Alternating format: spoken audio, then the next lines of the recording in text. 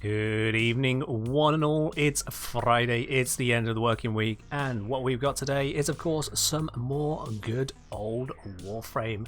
Hello, everyone. Welcome in, one and all.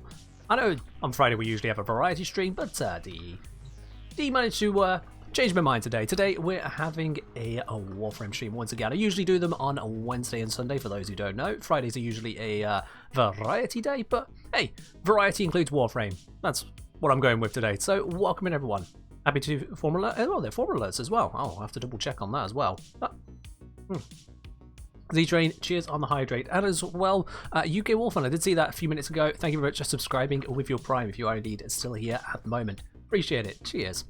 Welcome in, everyone. Well, the drops today. So the drops, which will be enabled in the second hour of the stream, so in about an hour's time from now, is going to be, in fact, one of these lovely things over here. Now, you might be thinking it's just a poster, but this no, it's actually more than cause. Oh, yeah. Adam Alec, thank you very much for the 100 bits. Really do appreciate that, my dude. Thank you very much indeed. If we just go into decorate real quickly here. Ooh, as I spin it far too quickly. The sensitivity is a lot higher in decorate mode. But anyway, so what we got here, you can see that it's actually two panels. So this is a customizable panel. You can pop into your orbiter. You can change up the images on there from loads of fan art and images from the codex. You can change the scaling on it. You can change the rotation, all those bits and pieces. And what I've actually done here is expanded it up so that across the two, it makes for a larger portrait appearance instead.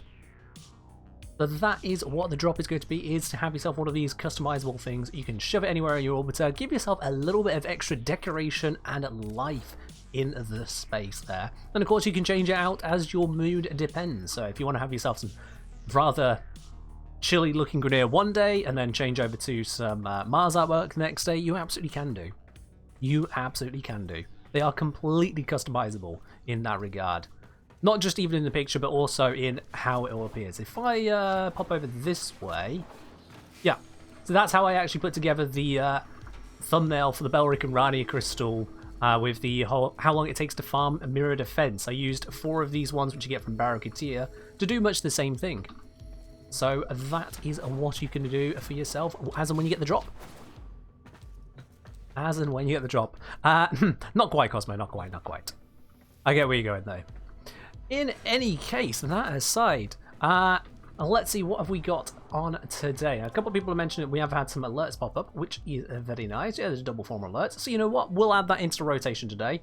I didn't intend for that to be a thing, but for a couple former on a level 10 defense, yeah, I think we can do that, absolutely.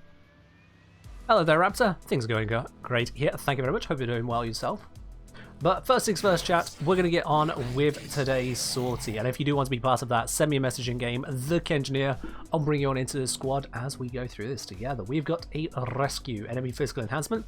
We have a spy with Xmas Stronghold, and then a defense with augmented enemy armor. Looks like we're doing a few defenses today. So let's get burning through all of these. Send me a message in game if you want to be part of that. Anyone can join in. Doesn't matter if you're subscribed or not, everyone's welcome. Like Witherfang right here. May I have a build question? Depends on the question, LU. It does depend on the question. Or if you would like me to give you a build question, I can do that as well. I mean, if you're asking for a build question, that I can do. This stream is sponsored by tea? Yes, it is, Ladybug. This stream always has tea. Every single time. You've got to have a good mug of tea. It's one of the best things in life. It really is. A nice proper mug of tea. I really do like it. There is a very good reason a mug is part of my logo. I mean, why wouldn't I? It's going to finish this week's Archon Hunt. Got an Asses from it. Ah, that's unfortunate. That is unfortunate. I mean, at least you still get the Archon shard, but yeah. Unfortunately, get another pineapple from the Archon Hunt. I've had a couple. I mean, I'm still regrowing my collection after the last time. I've only got a small collection these days. Just kind of sat there after I melted down the last one. But it's fine. It's fine. Witherfang, it looks like it's going to be just you and me today. All the rest of the regulars are looking a little bit shy today. That's fine. We'll smash it together. You and me. It only takes one person to do a sortie anyway, so this is already overkill. I should probably check what build I have on my Hildren. Or I don't have time to check on my Hildren. Shit. Nope. Okay. Couldn't even open the mod screen in time. I'm going to cross my fingers and hope I have the correct build. Yeah. Yeah, let's hope for the best. I'm on PC. I am indeed on PC. I've only ever played Warframe on PC. All right, let's see. Oh, okay. I'm on my Balefire build. That is absolutely fine with me.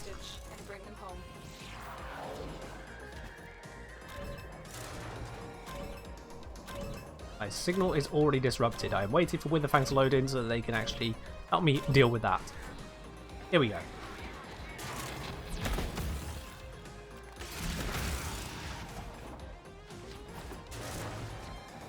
So yeah, we're going to get started on the sortie. After the sortie, we'll get the former alert that has popped up. And then immediately after that, we'll get straight on to doing the Car mission and Nightmare missions. That's what we got going on today. You've got to follow. Well, I mean, you can still follow any time on the stream. There is that fortunate thing. I've noticed a lot of people following offline. You can follow whilst we're online right now. I feel like I've been left a little bit in the dirt by Witherfang, but that is fine. Hildren is not meant to be a fast frame. Hildren is a frame that survives anything that tries to get in her way.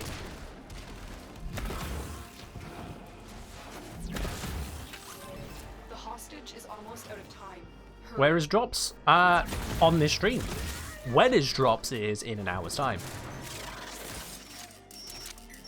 Let's quickly crack that open. Hey, what do you know? First time. Gonna jump. Oh, okay. How did I mess that up? I never messed that up. Whatever. It's fine. Yo! FatCat2345. Thank you very much for subscribing here on the stream. Once again, that's 10 months now. Bloody hell. Up into double digits. Thank you very much there, Fat Cat. I really do appreciate it, dude. I'll give a proper cheers to that when we're into the loading screen here, so I can give a nice proper sip of the tea to a double digit.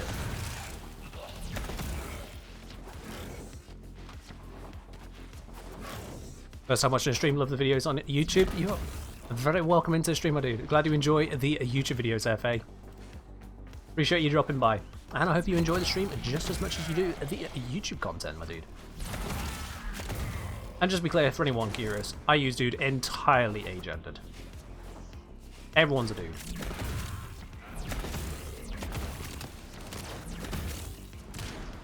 Yes, yes, waiting for me at the objective. I'm trying to figure out which way this thing is trying to take me. Now, there we go.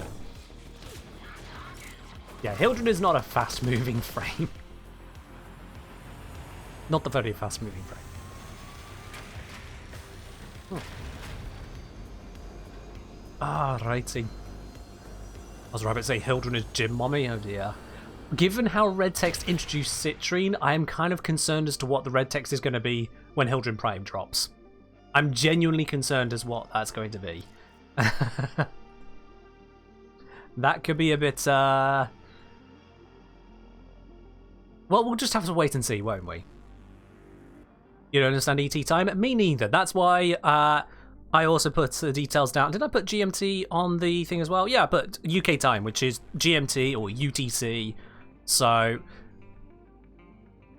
from 8 o'clock UTC, and you just subtract whatever your time zone or add whatever your time zone is from there. That's when drop starts, which is also when this stream will be 1 hour 3 minutes live. Look at it that way. Alright, next onto the spy. You know what? Okay. Hildren isn't exactly a spy frame. I mean, I could use Hildren for it, but I'm not going to use Hildren for a spy mission. Let's not be quite so spicy with it. Let's go with Wukong. This'll be fine.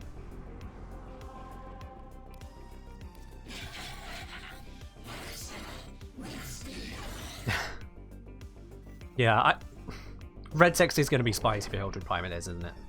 It's going to be spicy. Nothing we can do about that. Hey, Var, cheers. And Flat Matt. So I did say as well, Fat Cat, cheers. think Grendel the perfect spy frame? I don't know if I'd go with perfect. Certainly an effective spy frame, because the enemy's going to be blinded shortly afterwards. I wouldn't say perfect. The perfect spy frame is going to be, of course, Fem Loki, as D revealed exists. Now that's really problematic. Oh, don't crush. I'm going to assume that Witherfang knows how to do Spy Vaults. I am kind of leaving them to at least one of the others, so we're just going to discover if that is a well-placed belief right there, aren't we?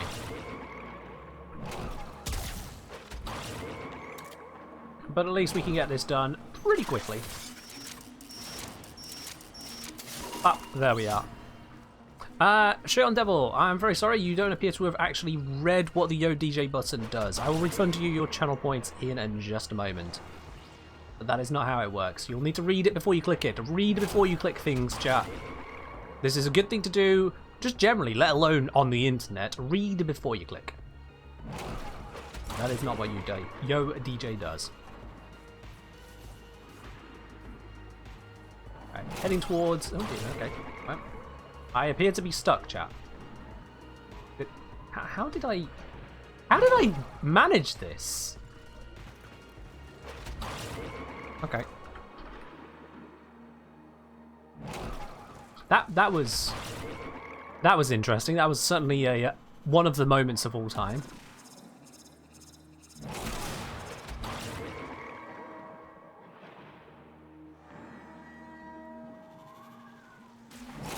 Continue trying to find my way through the Kuva Fortress. God, this place is an absolute maze. I'm fairly certain Witherfang is already going to be completed the vault before I even get there, aren't I? Okay, they're in there. They're not going the right way, so let me help them out on that. You just turn left. That's how you do this vault. You just turn left. And it's that easy. There we are, got it. Alright then, cool. You're not at the wrong stream. It's just that the drops aren't active yet and loads of people are redeeming the exact same commands, so the bot is kind of taking a break every couple minutes. To not have to say the same thing to every person immediately typing in exclamation mark drops. You're not in the wrong stream there, my dude.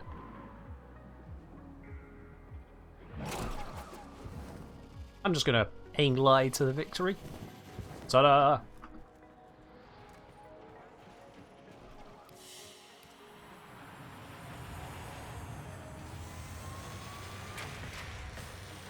Grendel wouldn't get stuck in that crevice. I mean, yeah, Grendel wouldn't have got stuck there. Wukong got stuck somewhere Grendel absolutely couldn't. You're very right. I was right to say, whilst it's doubtful if it's possible, I'd like to see someone attempt to create a Femloki skin. Who knows? Maybe one day D might turn that into a deluxe skin. Who knows? Maybe one day. Maybe a good idea to pin the drops message. I mean, I would, but if someone's typing in exclamation mark drops as their very first message, chances are they haven't looked to see if anyone else already done it. Chances are. So it's fine. In any case, let's see, we're up onto the third and final mission of the sortie now, which means, of course, we always run a prediction on these. So, chat, to introduce those of you who aren't aware of this, up goes a prediction. You can enter it with your lovely blue channel points. Your spanner icons at the bottom of the chat window there. Make your prediction. What are we going to get from today's sortie? Is it going to be an Anasa sculpture? I mean, some people say it's pineapple every time, so that should be an easy bet, right? Maybe it's a Riven, legendary core, could be any one of the 10 options. So click onto it there and see if you are correct. As we go into this, I'm going to bring out my main, of course. Let's bring out Lavos. Do I want to use the Fullman? Yeah, I'll use the Fullman, and we'll have good old laser beam on a backup there. And you know what, I'm going to even let Carrier do some shooting as well. Normally I defang Carrier these days because it kind of steals the thunder sometimes. I'm going to let Carrier even join in this one. Let's do this. Hello Solarium, how you doing today? Tau Forge Anasa sculpture? Can you imagine? Tau Forge Anasa. Gives you 50% more endo, but that's it. Lavos is underrated? I mean, I rate him pretty highly, so I don't know how underrated he really is. I mean, there might be some people with an incorrect opinion, but yeah.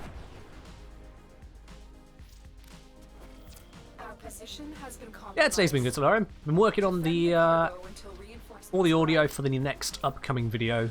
I hope to get it done tomorrow, but it just depends on, you know, just everything, life being as it is. I would like to get it all done and dusted tomorrow, though. So, watch the space. Oh, come on, Bowman. You can do better than that. Okay, it would do better if I could aim. That, and we do kind of have, yeah, Protea doing Protea things. Protea is strong.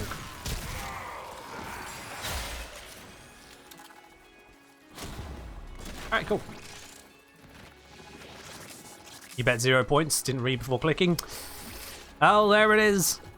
We refer to that here as a 19% moment.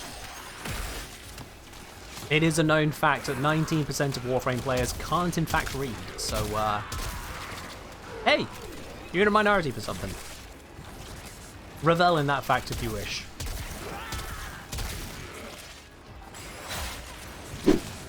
Johan's, on the other hand, knows exactly how to read, as they've just subscribed to the channel there. With their Prime Woods again, on to 4 months now. Johan's, thank you very, very much. I appreciate that, my dude.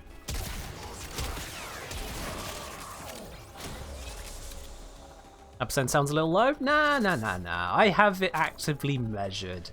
19% is not just a figure I plucked out of nowhere. It was indeed the number of people who failed to read when given the opportunity by yours truly. So, yeah, not just a nonsense figure, that one. It's real. It's real.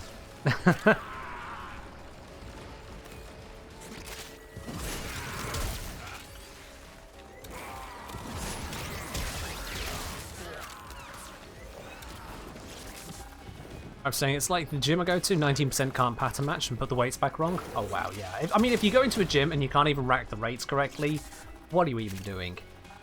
It's not like you even have to read the numbers, you just see that one weight is bigger than another. I mean, come on now. What was the sample size? The sample size was about 1,200 there, Diaphelium. At 1,200. Which I would say is a pretty reasonable sample size to get an idea as to how many people can or cannot read. Not small then? That's what she... I mean... no. Shouldn't... No. No. I mean, no. I said nothing, chat.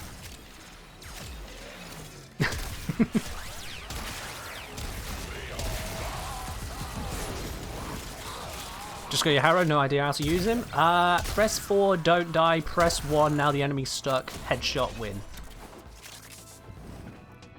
If you want to shoot faster, slap yourself on the back with a number 2. And if your allies are crying about a lack of energy, you press 3. That, in a nutshell, is Harrow. Give yourself a pat on the back to shoot faster. Tell the enemies to stop boogieing with your 1. Get crits and be invulnerable with 4. Actually, the other way around. Be invulnerable, then get crits with 4. Yeah, that kind of stuff. What's the practical problem today? The practical problem today is how do we get hundreds of people to have a brand new Orbiter decoration to spice up their life in between missions? The answer is keep watching, and you will enjoy yourselves drops as and when they become active in about 40-ish minutes time. Something like that. Something like that. Yoko Help, hello there. How you doing?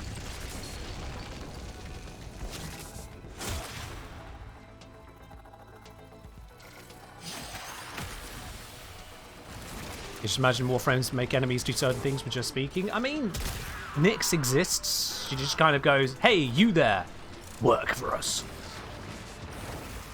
And not only does the enemy do as told and work for us, the enemy in that same position also decides to just get better at their job.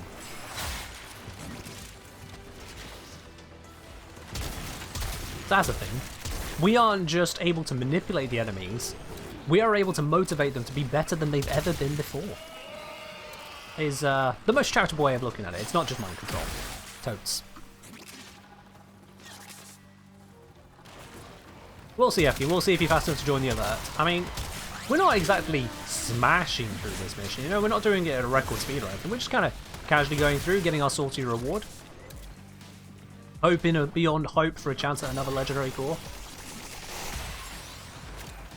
I mean, I've had 2 legendary cores from sorties over the time I played Warframe, so I'm probably not due another one until, you know, 2035 or something.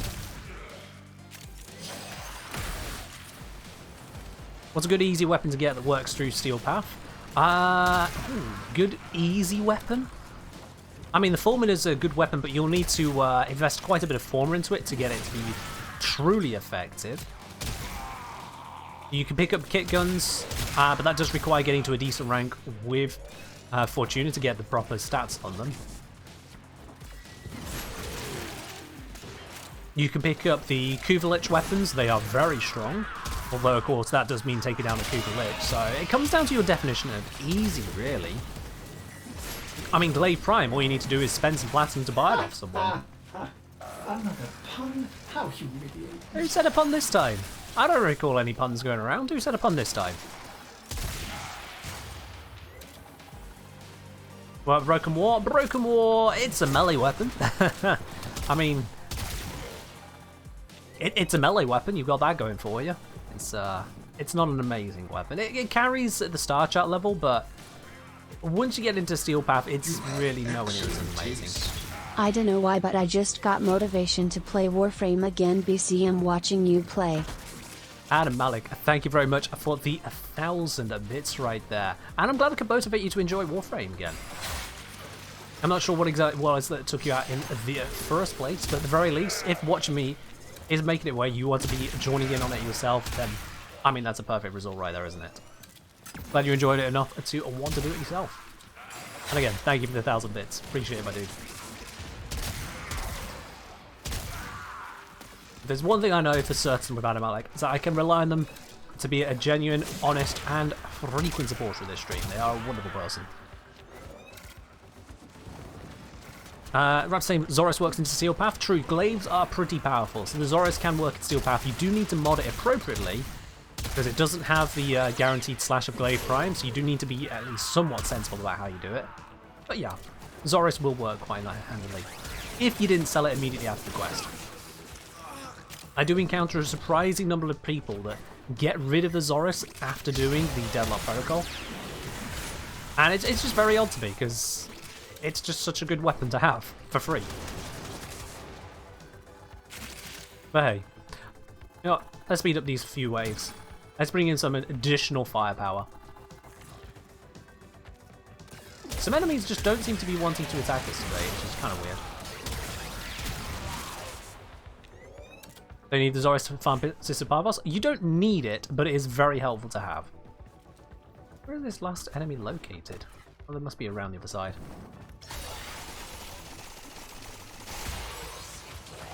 There they are. Just finding another way to hide out from us. Just not attacking for some reason. No pacifists allowed on this run. No pacifists allowed.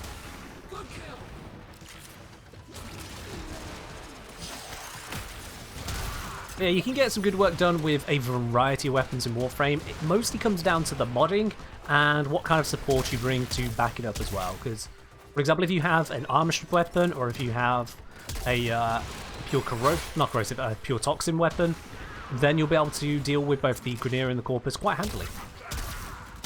And respectively speaking, that is. Look at all these guys just queuing up to vanish into the ether. Yeah, sure. Lure is haunted. The memes know it, we know it. Moon's haunted. I accidentally switched myself over to automatic rifle mode there.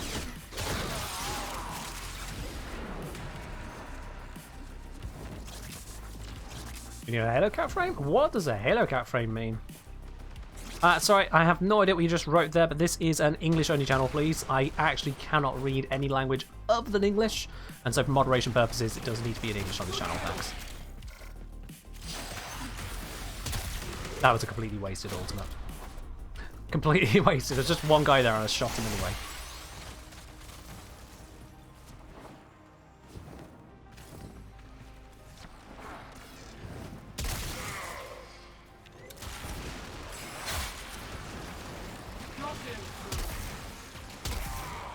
To a username? I mean, it doesn't explain what a frame would be. But fair. All fair on that. Alright, we're just on the last wave of this defense now, and then after that, of course, we'll be jumping into yet another defense to go get ourselves some former. Who knows, maybe I'll get a former from today's sortie as well. It'll be a triple former drop. Former. Could be. What's the drop? The drop is a display landscape. I believe is how it's termed in the marketplace. So it's a customizable display you can set up in your orbiter, or out in the drifter camp if you have the drifter camp unlocked. You can customize it with a variety of different bits of artwork, both from the codex and other sources. And they stack together quite nicely, so if you get more than one, you can get one from the drop, but if you choose to purchase yourself more than one, they can make for some very interesting displays. Helps really liven up the space, which is exactly why I picked it. Add a bit of a variety to the orbiter. Oh, every time. We all know it. If you talk about the NASA sculpture happens. There we go. Alright, 11 minutes of defense. Fair amount of focus, at least. It's a NASA sculpture. Let's see that. 18 of you, Brave Souls, decided it was going to be a NASA sculpture. You're absolutely right, all 18 of you. SGG Shots throwing in 1,930 spanners there. Well, you were absolutely right, my dude. You were absolutely right. So you're going to get back a whole bunch of spanners as a result there. Enjoy. I join you for the former alert. You may indeed, Z-Train. Come on in. You may indeed. Alright, given this next mission is going to be considerably lower level, I'm going to do, I'm just going to mess around for this one. Let's mess around with Hildren again. Hildren does not get enough attention, so I'm going to bring out Hildren, go for the bail, and that should do the trick. That should do the trick. And it looks like we got Adam Alec wanted to join in as well. There we go. That is a full squad. That is a full squad right there.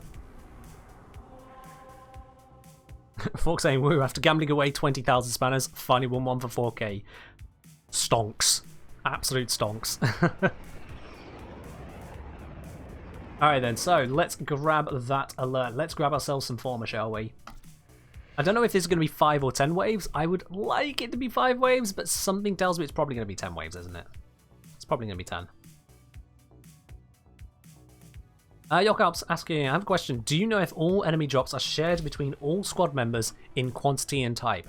So if 100 credits and 20 polymers drop for me, everyone gets the same from that drop. Yes. Almost yes. For basic resources, credits, mods, all that stuff, you're absolutely right, Yokalp. Everyone gets the same drops. About the only things that change are if someone has a resource booster, they pick up twice as much. That's a personal thing. Whereas a drop chance booster affects the entire squad. And if someone's clan is researching a pigment, which is drop enemies there, they will see the drop, but you won't if your clan isn't doing that. So that's the difference. Otherwise, yes, normally it is just a case of what's it? Everyone having the exact same drops, which is why, say for example, if I kill some guys here, let me find one that has an example. There we go. So you see this bit here, you can see the glowing spot. The line is probably going to look very difficult to see on the stream. You can just about see that line there. I can mark that, and that tells my allies, hey look, there is this resource over here. No one needs ferrite marked, but you could do that with everything that enemies drop. So your allies absolutely will pick up the same things. And I believe the ferrite marker there should only vanish when everyone in the squad has picked it up. So it tells me that right now that someone is not actively going around the map and picking up their loot. I mean, they don't have to, it's just a little bit of ferrite. Oh, no, there it is, it's gone. They picked it up now. Everything is back to normal. People are looting in their looter-shooter.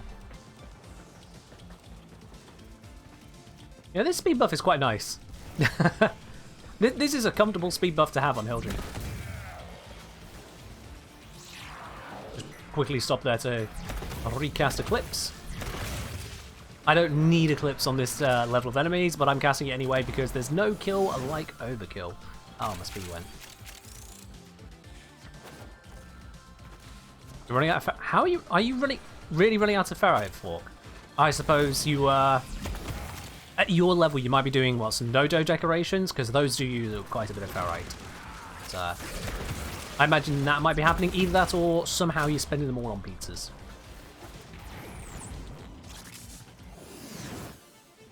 Oh god, the come down off of a vault speed like that, where you just suddenly become snail's pace, is not fun. Nice to have the speed, but when it runs out, ugh.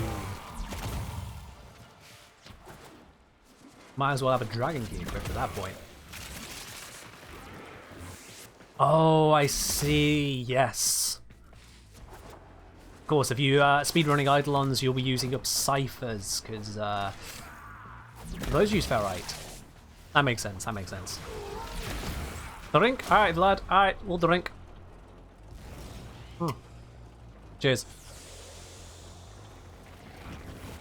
Someone's saying you get different quantities of resources, different Requiem relics from thralls. Nope. If your friend has an example of that happening, then not only can they send me the screenshot if they really want to do so, they can also submit it as a bug report, because that's not how it's supposed to happen. Otherwise, your friend is just pulling it out of their arse, which people are often want to do. It's something I've found. The longer you listen to people's opinions on the internet, the more you'll find that some people do just come up with ideas and believe they are correct for the simple reason they came up with the idea. It's a very perplexing situation. I don't know why people do it, to be quite honest. Just go on the internet and tell lies. But people do. So yeah. If your friend really believes that it's possible to get different drops, fix where it didn't happen.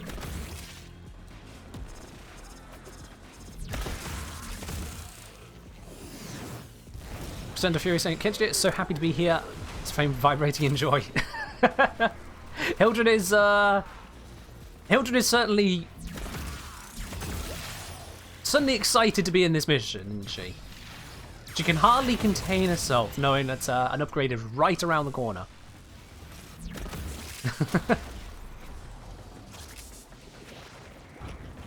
Yeah, that is one of the odder animations I've seen, to be honest with you. If I switch off that, yeah, if I switch off of that, the running looks fine again. But if I turn on Balefire,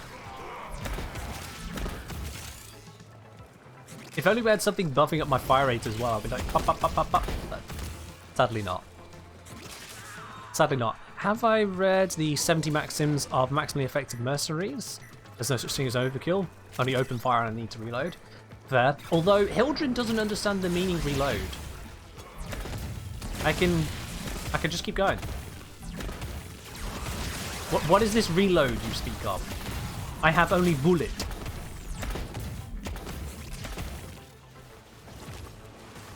To turn your razoring in volt speed is crazy. Oh yes. At least here you got a nice open space, so you only bang your head about 10 times a second rather than 50.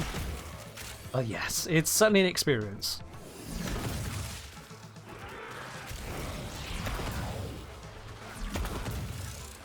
Super excited for Hildren Prime, only because it means to be able to feed base Hildren to Helmet. I mean, that's fair, yeah. I'm sure you're not alone in holding off farming a second Hildren for the Helmet system. There are going to be some people out there waiting with bated breath to finally send Hildren into the Helmet system and get pillage out for other Warframes. You are not alone on that, I'm sure.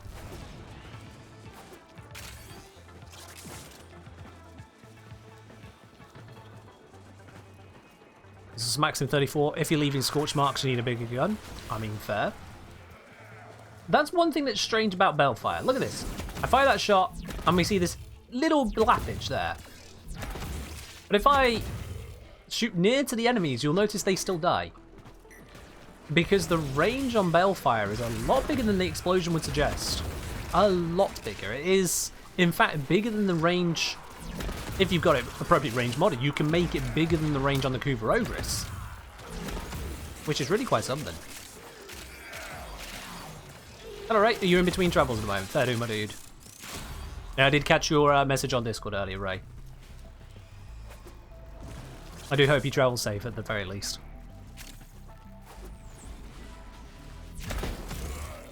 Alright, we've got one wave left on this before we claim our double former. And these are built form, aren't they? No building time, waiting on the blueprints. Nope, we just get straight form for this one. Is nice. And I think I've done this entire mission without firing a single shot from anything up the bell tower, haven't I? I mean, yeah, carrier's also been shooting, but still, yeah. Not bad going, if I do say so myself. Just farmed Grendel for helmet. Besides Zaku, Sarah, and Stynax, what other frames are usually running Nourish? I mean, a variety of frames can use Nourish. A variety of frames can use Nourish. It depends on just what frame you're running and if they could do with some additional viral output and viral on your weapons. Or energy sustain for that matter. There are lots of frames that can use it.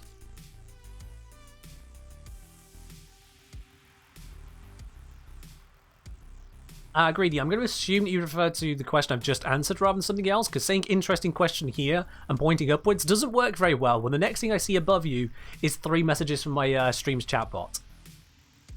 That doesn't really do a good job of telling me what you're trying to tell me.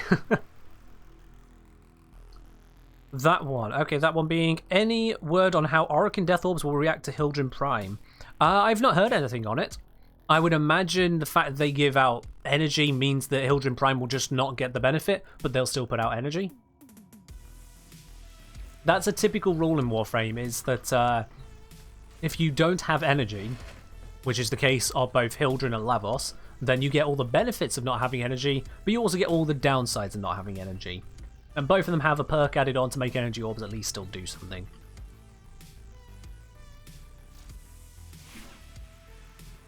Foxfree saying, rock please, streamer's choice, vocal instrumental. Let's go with the instrumental. I could do the talking. The music doesn't have to. Let's get that running now. Alrighty. So, with that done, I want to say thank you there with a Fang Prime, I should say. Z-Train and Alamalek joining me on that one. I'm going to go on to do the Carl mission next. So I'll drop out from the squad for now, but you three have a good time. Let's drop over to the Carl mission and see what it does. What do energy orbs do for Lavos? Oh, they give him status immunity for 10 seconds. And he can pick up another energy orb when the timer is down to 5 seconds or less, so you can keep it up indefinitely. Right, Doc. Automatic, thank you very much for the 99 bits. Appreciate it, my dude. Alright then. I need to go navigation. Yep. I need to drop down to the Drifter camp. I don't normally sit down there just because it puts an extra strain on the PC loading in, but that's all.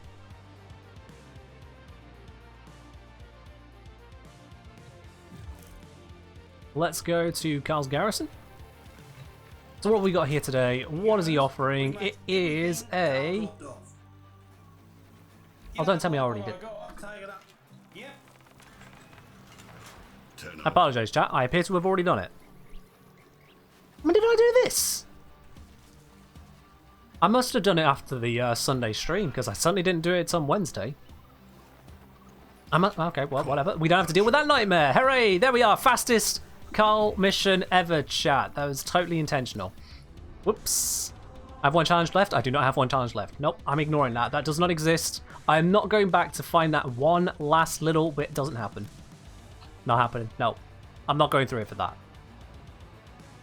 There is a certain level of efficiency that I do not need to achieve. Am I doing drops today? There will be drops on the stream active in 22 minutes time. So don't you worry your precious little cotton socks. There will indeed be drops later on. Carl, any % speedrun? I mean, basically, yep, load it up. Oh, we're already done. Out we go. Easy peasy. So, on that note, as is mentioned in the stream title, we're going to get onto the Nightmare missions, because I feel like just bashing around the entire star chart. Let's whack them out and get all the goodies bit by bit. Starting with an energy drain mode, Hildren. I mean, that's easy. Come at me. Hildren doesn't give a damn about that. If you would like to be part of the Nightmare missions, as usual, just send me a message in game, the Kengineer. I'll bring you on into the squad. And yes, we'll smash through it all. Cosmo asking, do we need to watch for the full hour to get the drop, or is it 30 minutes? It's 30 minutes, yes. It is indeed 30 minutes.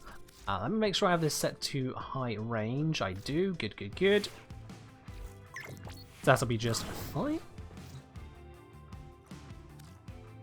Let's close up the old tabs, bring in the new. May I join a second time? You may indeed, Adam Black. Come on in. So I'll say, to be fair, take like a few minutes tops. Yeah, it might do. I'm still not doing it, Tom. I refuse. I'm not going back for one last little thing. I'm not. No. I'm not doing it. All right. Well, Z-Train securing spot number 2. We still got one spot open for anyone else who wants to join in on this. F King saying life is going to be joining in this evening. I mean, how is it against you? Are you not able to send me a message, my dude? Because it's I mean, others are. I'm not sure what's going on stopping you from doing it.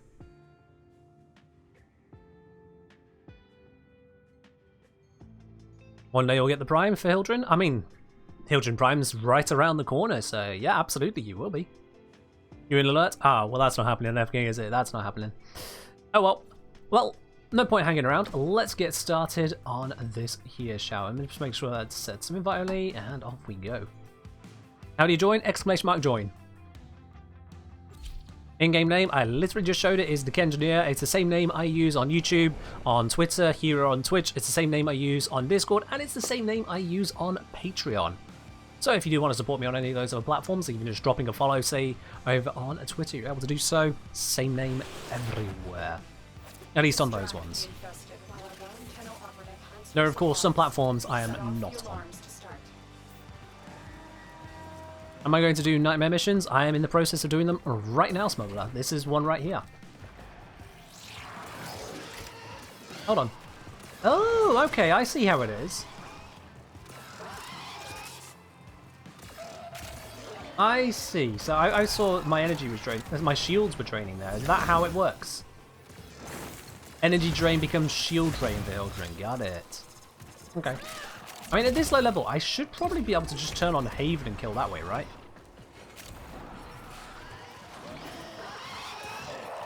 Near enough. Alright. Well, that's easy. I'm just going to walk around with Haven active and kill him that way. I probably should have brought... oh, there we are. I'm doing a night wave in the process. I probably should have brought the Blazing Pillage to give myself some shield regeneration. That was a slight misstep on my part.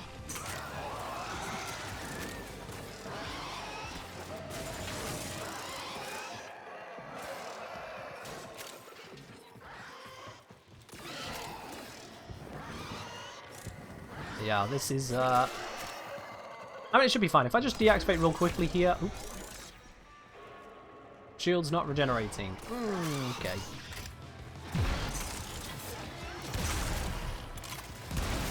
Okay, that could be a little bit of a problem then. No Blazing Pillage and shields don't want to gently regenerate. If I switch to operator, will they regenerate this way? That did not get around it either. I might be in a pickle here now. I might actually be in a pickle here. Energy pizza time. Are you even going to help me out? Oh, I'm regenerating now. There we go. I picked up the energy orb, and that somehow tricked the system into letting me regen. There we go. Maybe. Oh, I think I understand what it is. Maybe. We'll see in a moment if I'm correct on this. Because I did just step into a Xeneric Wellspring there, and I noticed that my shields are now at full.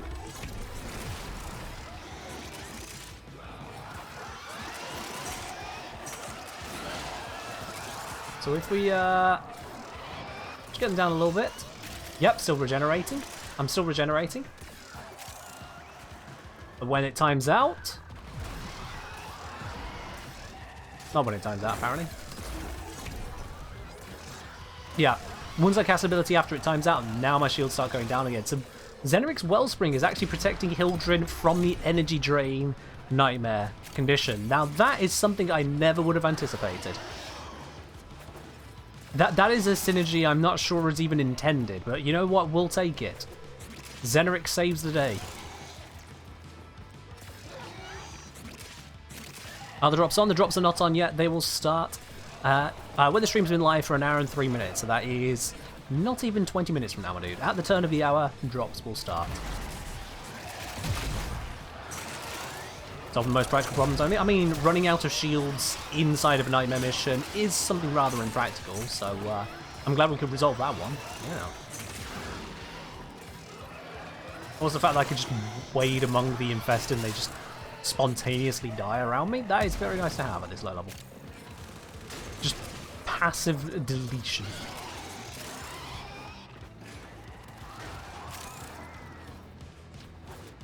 I'm not sure what makes you say that, Ladybug. About the whole Nightmare missions being forgotten. I mean, they don't need touching up, really. There is a little bit of wonk here or there, but it just works. It just works. They don't really need anything done.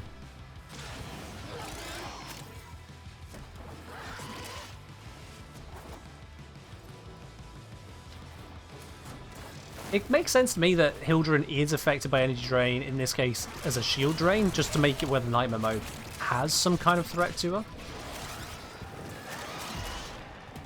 her. Where do we get Grendel beacons for Nightmare missions? Wait, where? What? There are no Grendel beacons for Nightmare missions. Grendel missions are their own thing, and you get those from the Arbitration Honors store.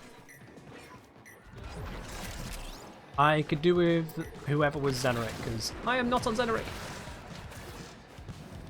Where was our Zeneric Tenno? I need a bubble. There we are, got a bubble. Thank you! I can once again restore my shields.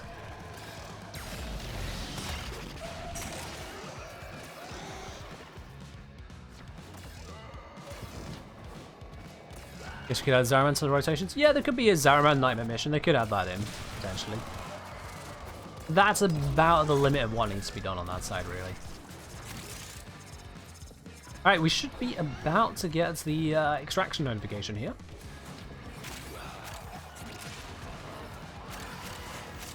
Yep, there it is. We can head our way out. Mission successful. No reason to stick around on this one.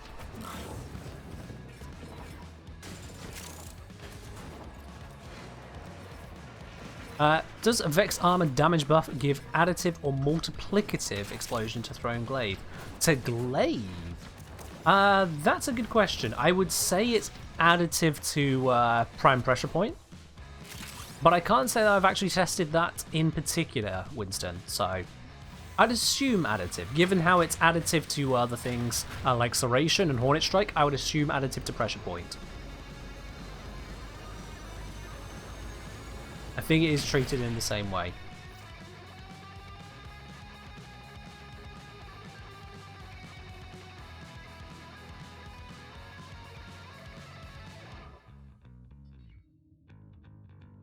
Like I was saying, this feels like Blendagara. I mean, for low-level missions, yeah, that does function as Blendagara right there.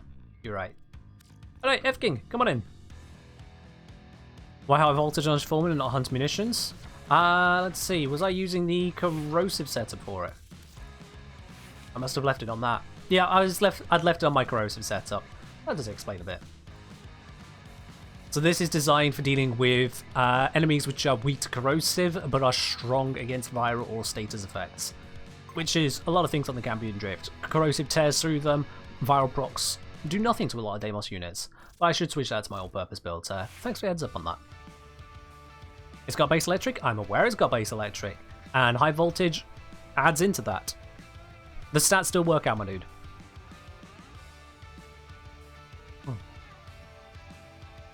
As I'll say, if I recall correctly, it applies twice, additive to Sacrificial and additive to Power Throw. Ah yeah, because Power Throw acts in some weird additional other way, doesn't it? Yeah. Weird stuff going on there.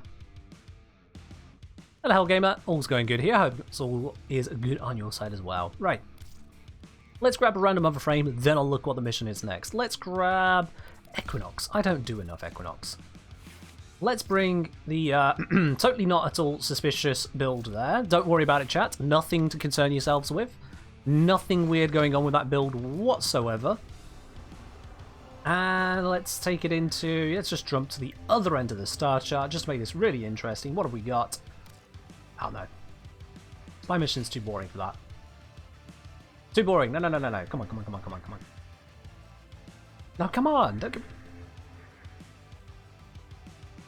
Ah, close enough. Let's do it. No shield exterminate. Yeah, this'll go fine, right? This will go fine. I'm definitely not doing anything weird with this build.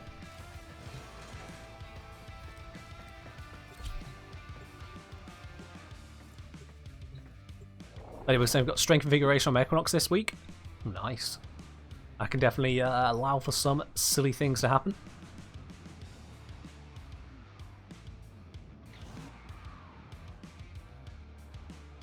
Yeah, there is a bit of bugginess going on with the bolt or class of weapons at the moment. I'm sure D will get that sorted soon enough. Right, I need to activate, I think it was... Oh wait, this one? And that one, there we go. Now the enemies are going to have not much in the way of hit points. So they're probably not going to get a single shot off on anyone, but... Wow. I just smacked my face straight into that.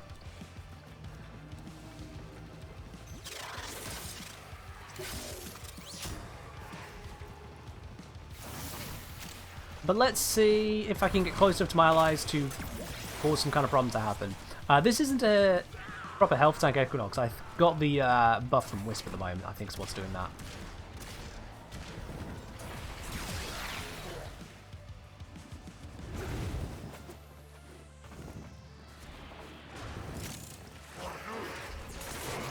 So what this is... yeah. That Wisp is doing a lot of work. God damn it. Completely ruining my silly build that was definitely not a cause to grief whatsoever. Basically, Equinox in night mode is usually reducing the damage of enemies with her third ability. However, if you have negative power strength, you can flip that around the other way. You can make it where enemies actually deal more damage rather than less. Just a little bit of weirdness in how the ability is set up, but in a mission this low level and with a Wisp this strong on the healing, you're not going to notice it.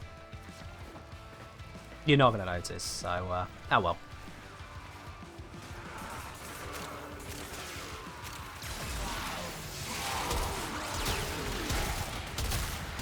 I will just resign myself to the fact that we will not be able to do the silly.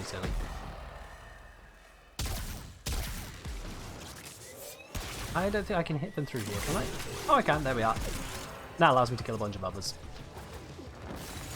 Because now we need to go into the water. I just wanted to kill some before I go into the... That was bad timing.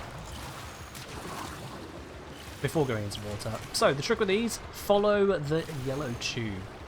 You always follow the yellow tube. 9 times out of 10, it will take you to where you're trying to get to go. The other 1 time in 10, it still messes up. But today is a 9, and I'm nearly dead.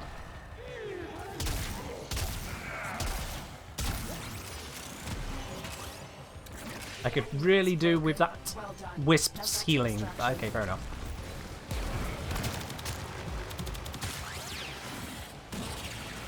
So it turns out I am the one to die with my own build. It's fine, it was designed to meme anyway. Was just a meme.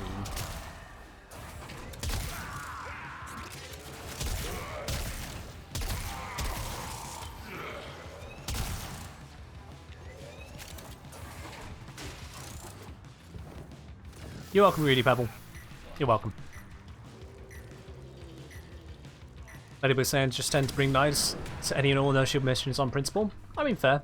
I used to bring Hildren for them, just to flex surviving them with a Hildren.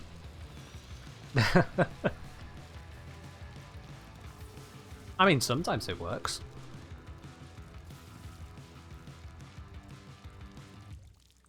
Looks like 2 people are still trying to figure out how they get through there. Oh no, that one's made it out. Both have made it out. Hooray, they're on the way. It's all good. Prepare for incoming support. Have I ever used Spectres in missions? No, never. I have never used a Spectre in a mission. In fact, the first video on my channel that's to do with Warframe was nothing to do with Spectres whatsoever. Never done it. Liliana Kinsley, thank you very much for subscribing with your Prime. Welcome to the channel proper. Ooh. Cheers on that. Enjoy your lovely Blue sub-badge emotes to go with it, your access to the support tea lounge over on my Discord, and no more ads here on Twitch, which is definitely a nice thing. And you know, if you get a drop, you'll be notified as and when you get the drop, but you need to be watching when the drop's alive. That starts in 6 minutes. Okay, so I stopped to follow YouTube, found the exit. I mean, yeah, that's how it works. That's how it works. Alright, let's grab another random frame. Let's go for Wendell. And with that Grendel, now, chat, the question is, do I go with my normal Grendel, or do I go with the Fairy Grendel? That is the question here. Crescendo Fury, thank you very much for subscribing with your Prime. Welcome to the channel proper as well. Ooh. Cheers indeed on that. Again, enjoy a lovely boo badge, emotes, access to Supporter Tea Lounge, and no more ads. Exclamation mark Discord. Let me try again. Exclamation mark Discord, not discard. Discord, if you're not already on the Discord, to get the link to that one as well. See a few people saying Fairy Grendel. How many bits for Fairy Grendel? I mean, Alan Malik, I would give you a number, but it looks like the vote is already going for Fairy Grendel, so it would be unfair of me to tell you a number of bits. It seems to already be going that way. Aussie Rabbit saying, go with the Grendel that sounds like Henry from TF2. Huh? Who is Fairy Grendel? Well, Airsoft is giving you a spoiler there as to who Fairy Grendel is. On that note as well, Take a Wolf, thank you very much for subscribing with your Prime as well. Another person joining the, in fact, starting off the hype train right there. So, cheers indeed on that. And Savvy129 joining the fray. And then Ali Malik feeling that some people are left out, gifting out 10 subs out to community as well. Oh my word. That's going out to Ben Ascor, to Evie, to Disc Ripper, to MK Ramper, to Nuclear Warhead. I always love that username every time I see it. To Fatimed, to Confident Spaghetti, to Nazami, to Altered POV, and to Demon Dog. To Adam Malik, you absolute legend. Thank you very much for the gifted subs there. I think it's pretty clear at this point. Yeah, it's Fairy Grendel.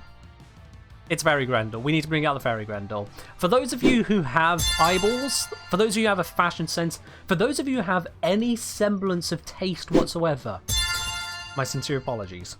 What is about to come next? Because this is Fairy Grendel. In all of their incredible glory, Z-Train has immediately left the squad. They couldn't even hand being in the squad with this abomination of clipping and colour clashing. It is horror incarnate. Z-Train is probably about to say they only accidentally left. Yeah, come on back in. There you are. And of course, complete with the wisp animation. You know, you've got to add in the wisp animation to something like this. Don't know about it. It could be Vault Pride. I think you mean Revenant Pride, but sure. Real Castle. I'm not sure on that, but okay. In any case, yeah, this is Fairy Grendel. So let's roll with it. I don't even need to look at what build I'm using. Grendel survives whatever build, so let's do it. Let's do it. We're going to continue working around the Star Shark, because I'm not memeing this time. Let's... Oh, we're doing it. No shield defense, Grendel. Get to work.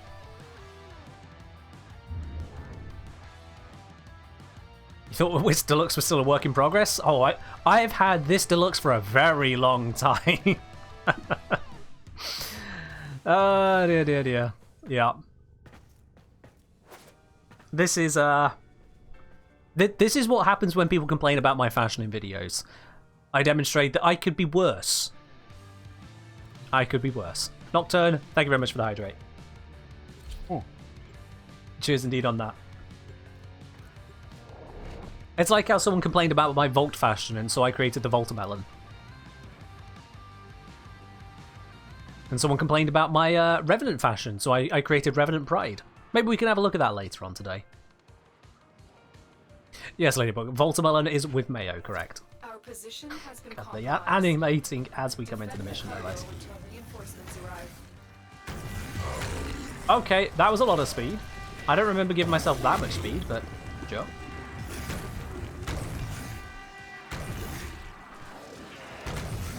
That is without the catapult augment, by the way. I'm just existing right now.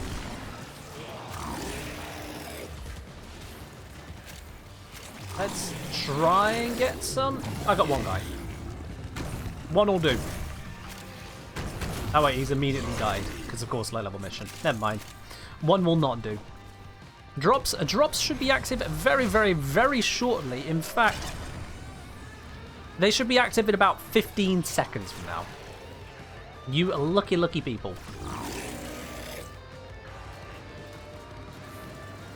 Really people say, alright, gotta go for now, have a good... Why would you go the moment drops activate? Okay, sure. Interesting timing. Not sure on the plan there. But alright. Yo, Take a Wolf, giving out 5 gifted subs as well. Take a Wolf, thank you very, very much on that. Going out to Knight D91. Inexpensive, to Sparrow, to Bid You Farewell, and to Vandal D. Take a Wolf, you legend as well. Thank you very much. Oh. The gifted subs, sniping at number 2 spot on the leaderboard, no less. Cheers. Also, things are dying very quickly. What have we got in the squad here? Mirage makes it right. Oh, right. I'm not going to see anything alive again, am I? I have seen the last living enemy that I will see this entire mission. With a squad set up like that. Open the floodgates. Drops are active. Indeed. They'll be running now. You don't need to type any commands. You will just get them by the by as we go on through this mission over the course of the next half hour. So don't you go anywhere. Captain Sorry, thank you very much for subscribing with your Prime as well. Welcome to the channel, prop, my dude. You're our 50th sub of the month. Grab yourself that lovely blue subscription icon. You've got your emotes and your access to the Supporter Tea Lounge over on our Discord. For those who haven't quite figured it out yet, the Supporter Tea Lounge is a supporter-only channel, exclusive on that Discord there. More direct access to questions if you have them for myself. For bits and pieces about either the content I created or just Warframe in general, and also where you can vote on what happens on Friday streams. This stream wasn't a vote, this stream was co-opted by DE. They took over that one. Understandable, it was to give you a lot of drops. But normally, otherwise, we have a variety Friday stream. You can vote for the game in the game on stream on Fridays with the vote the week before. Raptor, so meaning to ask, does the damage buff from Nourish? Speaking of which, I should grab an enemy and cast that to help out the team, shouldn't I? Oh, I've lost your message. Does the damage buff from Nourish function like Toxic Lash? No. It is modded. It is a modded bonus, so it's like you have just somehow magically got a viral mod and put it onto your weapon. There we are. I got an enemy. Whilst we're alive, let me quickly go. Quick! One quick uwu, and everyone is buffed, at least for a short while.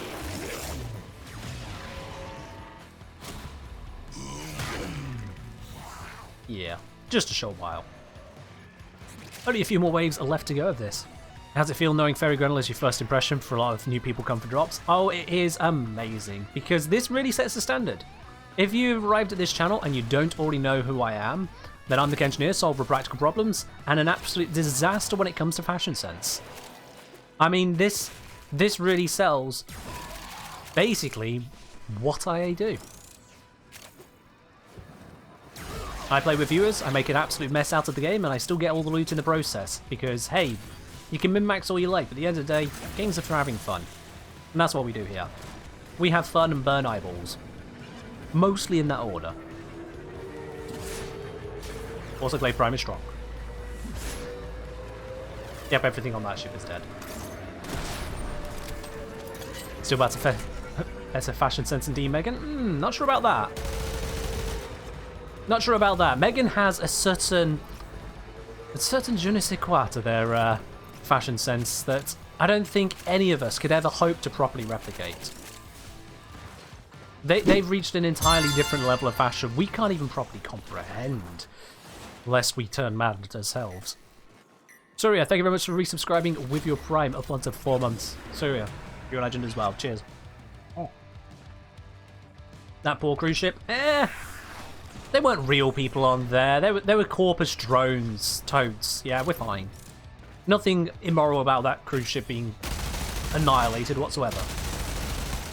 And now I'm using a heavy weapon designed for space-to-space combat inside a hallway. Because what are eardrums?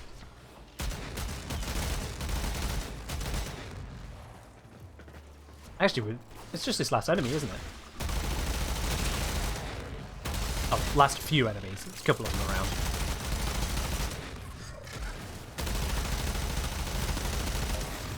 There we go. That should be the trick. Ta-da! It's not genocide if it's sapient robots. Exactly, yes. Exactly. Gozi Nokami saying, I'm kind of new to the game. Don't have enough space for Warframes yet. Which Warframe should I get parts to build? Gara Prime or Cora Prime? If you're new to the game, that's a tough question. Which of the two would I go for if I could only pick one of them? Oh my word. Adam Alec, thank you very much for the additional gifted subs there. 5 more out to community, to Potato Frame Mine, to This Is Grieg, to Lucky, to Blazon, Suka Gaming, and to Genuine Cried. Thank you very much. We'll go back on the Prime question. Yeah, I'd go for Cora Prime, just because Cora is that much harder to get as a standard Warframe, and Cora is a very powerful Warframe overall. So yeah, I'd recommend on going for the Cora Prime. I'd recommend going on the Cora Prime.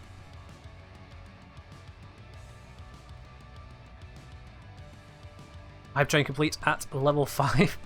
Yes. Yes, indeed. Yeah, we did indeed hit the level 5 just in the nick of time there, didn't we? I see. Adam Malik, you are our biggest contributor on that, so we'll get back to that one for you. Considering what's going on with today's stream, Adam Malik, I hope you understand if I'll owe you that one on Sunday. How does that sound? I'll owe you that one on Sunday. As usually, I'll open it up to the floor for those who contributed to the hype train to take a pick as to what change happens to one of my Warframes. The last few times that chat has had that option, those of course hype trains, they did this. They if I just switch out to, yeah, now you can see it clearly. This is what happened a few times over from level 5 hype trains. Corin, sorry, this is an English-only stream. I don't actually speak other languages, so I can't moderate other languages. Please keep it to English. Thank you. Welcome in. So, yeah. I can definitely not recommend doing this to your Eurali. Please do not put 3 Umbral Formers onto Eurali, as well as an Aura Former. This is not a good idea. Do not do this. As aptly named, this is Twitch's fault. Don't do this. It's terrible. Big One What? Thank you very much for subscribing, Weevil Prime, however. Welcome to the channel, proper, my dude. Oh. Yeah, I can't recommend this at all. Ever. No. What about the extra slot? The extra slot is not opened. No. The extra slot is not opened.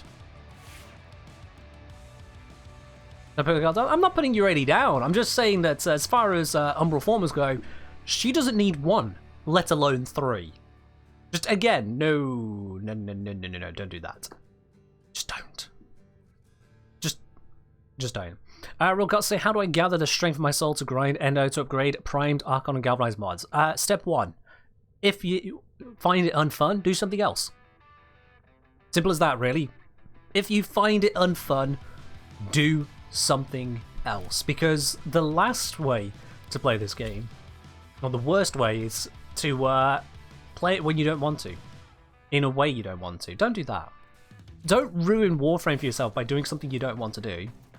Because when it comes to Endo, you can purchase iron sculptures off other players to get yourself Endo that way. You can purchase fully ranked mods off other players to get the fully ranked mods that way. So instead, you can just go do what you want to do, trade that out for platinum, and then you get the items you wanted without having to do the grinds you don't want to do. And in the process, you stimulate the economy of Warframe, making multiple people happy. It is brilliant. So if you don't want to go over to Vodjanoi and farm up Endo, if you don't want to go into Railjack and farm up Endo over there, if you don't want to go into Arbitrations and farm up Endo there, if you want to skip all of that lot, that's fine. Grab the Endo from someone else, or grab the max rank mod from someone else, and instead, you do the thing you want to do elsewhere. It's perfectly fine. And now first place everywhere. Oh, you claimed both first place. Yep, you've claimed first place both on the bits and on the gifted subs. Adam Alec, it's a well-earned spot for you right there. Absolutely. It's a well-earned spot. At least until someone takes it from you. Just saying, just saying. Mirror Defense a good endo farm? I don't know if I call Mirror Defense a good endo farm. Honestly, no. Can I show a good Hydroid build? I cannot, because one does not exist. Hydroid is in a very poor spot overall. He is the only Warframe I would say is in a very poor spot. There are others that could do with some work, but Hydroid, your best choice is to look to another Warframe. Otherwise, if you really want to use Hydroid, it's not really about the build, it's more about your game sense at that point. He's not in a good spot. Irredeemably so, unfortunately. Anyway, that aside, let's get on to our next Nightmare mission. Let's slam it home on this sabotage. Does it mean that Inaros and Caliban are better than Hydroid? Yes. Inaros and Caliban are better than Hydroid. Absolutely. Inaros has an absolutely mean health tank. Caliban has access to a 50% armor strip at base on his 4th ability in an AoE lingering zone on top of the other bits and pieces he's got active for him. Does my railjack not have a second turret, or is the extension bugged? It's probably the extension bugging, because you'll have the forward turret, which is on the pilot seat, and then you'll have the side turrets, which is just one side turret, covers both top and bottom. Yes, Moon, there was the defense mission for 2 built form. We've done that one earlier on stream today. Done that one already.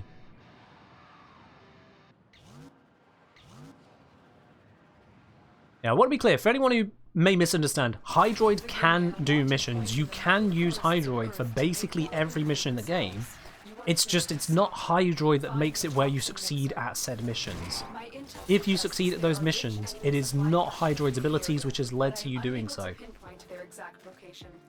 It is not Hydroid's ability to cool down some rain with a charging up ability, or summoning a few tentacles with the Kraken. It is not his ability to become a puddle that has done it for you. If you succeed in a mission with Hydroid, you could have succeeded in a mission with just a blank model that had just health and shields. If you wish to use Hydroid, if you are at the skill level where you can use Hydroid, go right ahead, don't let me stop you. But understand that he is objectively at the bottom of the pile.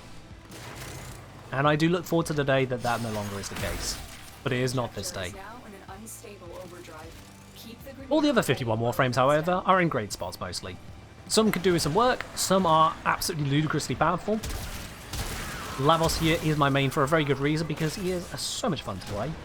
A very capable Warframe, but also a very forgiving one. So if you would like to have yourself a mean master who wears a absolutely astonishingly good cave if you do set him up so, Lavos. Lavos will do you just fine. Please do not put 3 Umbral Formers onto Hydroid. No. Bad. Emperor Febrius, bad.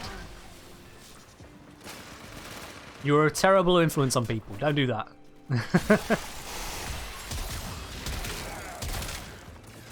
If anything, I would rather you put them onto Eureli than onto Hydroid. And I still would rather you didn't do that. Please no. Why would you put 4 Umbrals onto anything, let alone Hydroid? God, no.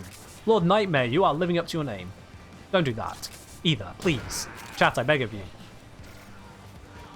Come on, be practical about this.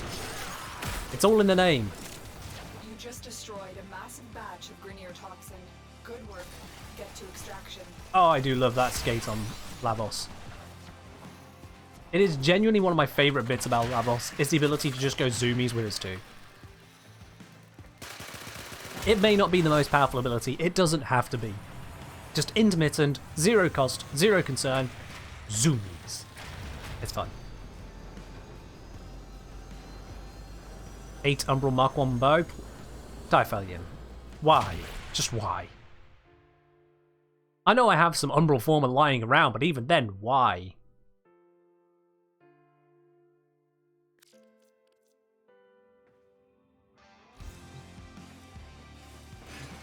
How many Umbrals do I have at the moment now? I should double check on that. I haven't got some stuff building. Let me grab the Former there. Here we go. I've got 21 Umbral Former now.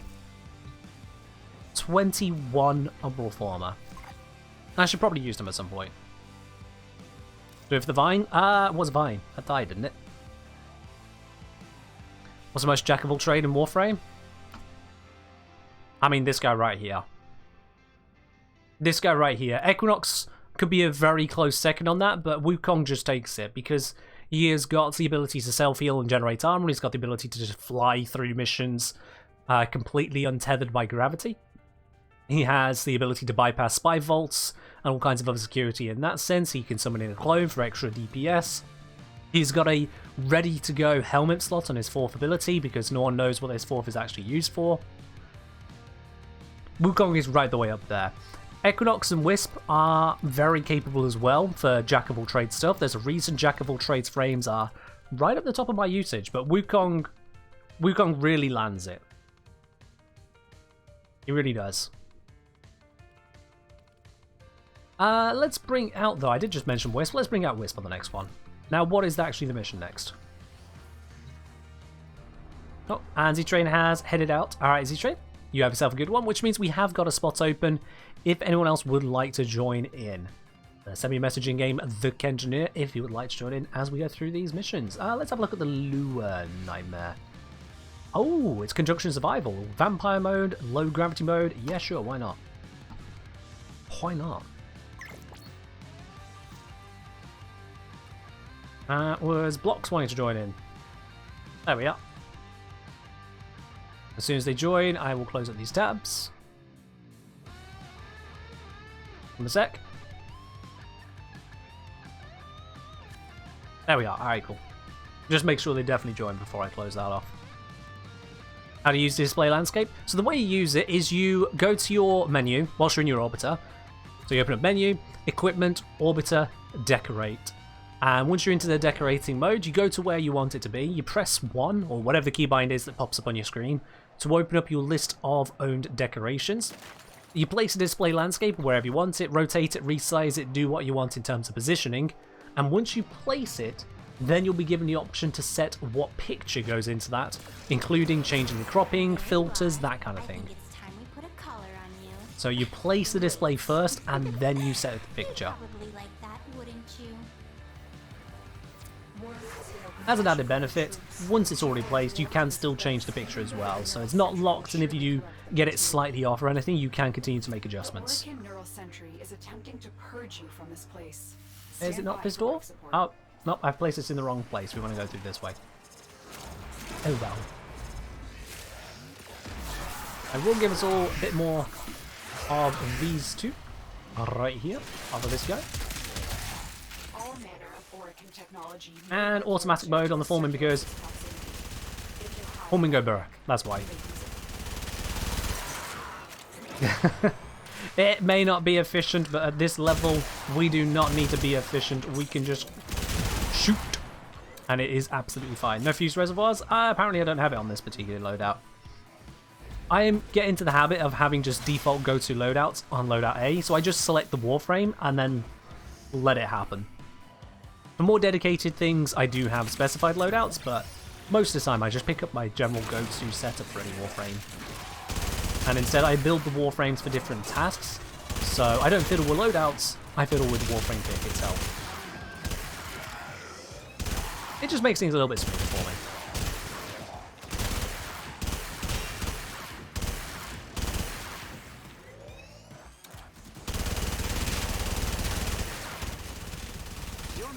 And yeah, automatic forming. May not be the most powerful, but it's still fun to use. When you got a nice little fiery buff, it's nice to use.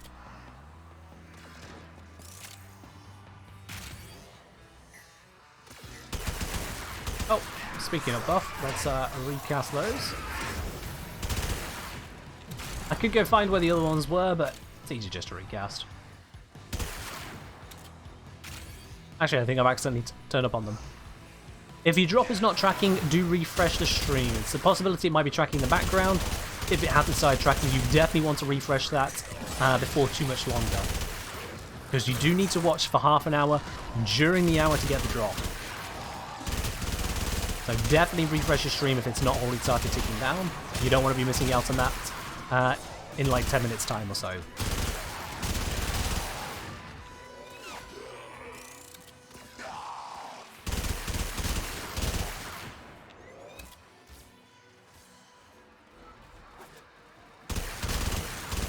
Yeah, as I'm saying, there is the age-old complaint about wisps, careless wisps putting down shock motes on defense missions. Just generally speaking, try not to do that. If you do come across someone who is putting down shock motes in a defense mission, like on Hydron, just politely ask them if they could just decast them, get rid of them. Half the time, if you ask someone, they'll politely remove it. If you politely ask. Use that very powerful multiplayer thing called communication. What's my opinion on Harrow? He's a very powerful Warframe. Incredibly powerful. Invulnerability, absolute critical bonuses, which can allow you to get guaranteed orange crits and maybe even red crits on any weapon. The ability to heal both shields and health. To improve his fire rate, to give out endless amounts of energy to himself and his allies. Yeah, Harrow's pretty good. Oh, and not to mention, he has the highest overshield cap of any Warframe, double that of every other Warframe that can generate overshields. Harrow is a solid Warframe. You'd struggle to go wrong with him. The only downside really to Harrow is that he is a very involved Warframe. To get the most out of him, you will be casting abilities a lot. And for that matter, having a casting speed bonus, like natural talent, will go a long way. Also Nezha Prime, I mean, not much different from Nezha themselves, aside from being an absolute glow-up. Yeah, Nezha is an extremely powerful Warframe as well. Very tanky, great crowd control. So if you want a frame that just kind of survives, whilst also still having access to a plethora of other options, like the ability to teleport, yeah, Nezha's a good one. Death is not a common thing to encounter if you are running Nezha correctly. And if you have an augment for it, you can make that true for your allies as well. They know you're here. Prepare for sentient fighters. No idea where the sentients are, but that's okay. I don't want to know about them. We're nearing onto the 5-minute mark. And because we're just doing the nightmare mission today, we'll get that 5-minute mark, grab whatever, and then dip. Oh, that is. You know what? Knocked me down there, but that laser disco just there was a bit pressing. Glad someone grabbed that.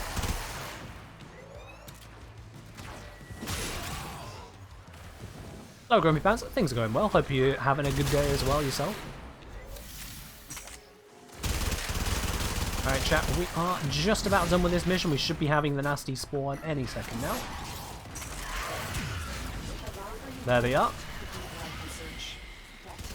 Did that guy just fall over dead without...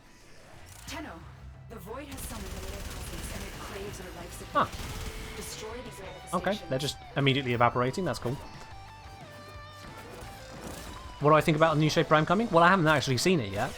I mean, I've seen it. I've seen the picture that we all saw on the dev stream, but I've not been able to get hold of the stats because it doesn't exist yet. So I will reserve judgment until it's here. As for appearances, it looks like a normal Ivara got her helmet primed and then was ripped off. Which, I mean, it kind of fits. Ivara's stealthy, shaded stealthy, but it's a thing. We have no idea exactly how Devry is going to feel at Free Space. We've seen snippets of gameplay and that's it. So, wait until it comes out. We'll pass judgment on things when they arrive in the game. And apparently I was not on Extraction, sorry about that. I was stood on the circle, but the circle doesn't count.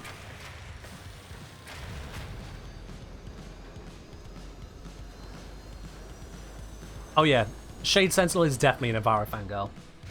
Definitely.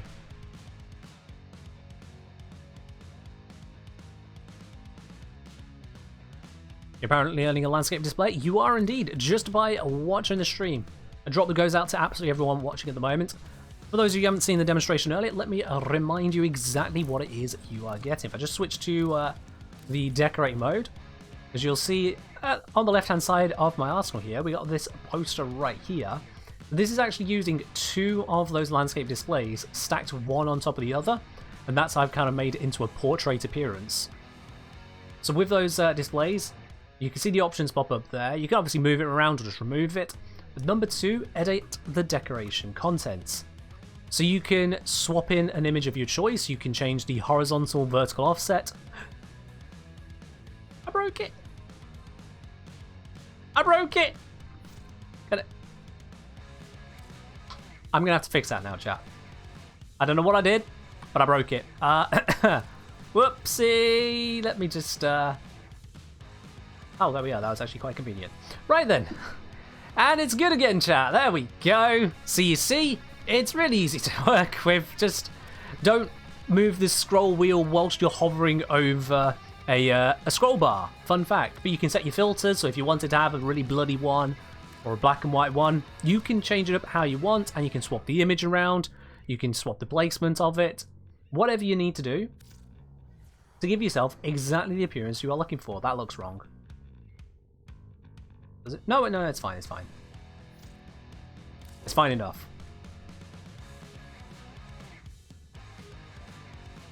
So yeah, that is what you are getting in the drop, is the ability to add in a decoration piece, a poster piece of your choosing, and of course, if you get more than one, if you choose to get some extras from the marketplace, you can stack them together, get huge displays wherever you want. There are preset images to pick from, Smuggler, so dare I open it up again? Dare I? You know what? I will demonstrate. I will demonstrate by going to a different one over here, because I don't want to mess that one up.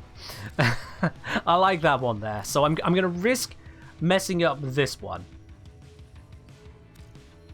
So you can swap the image through a large selection of them, which are available here.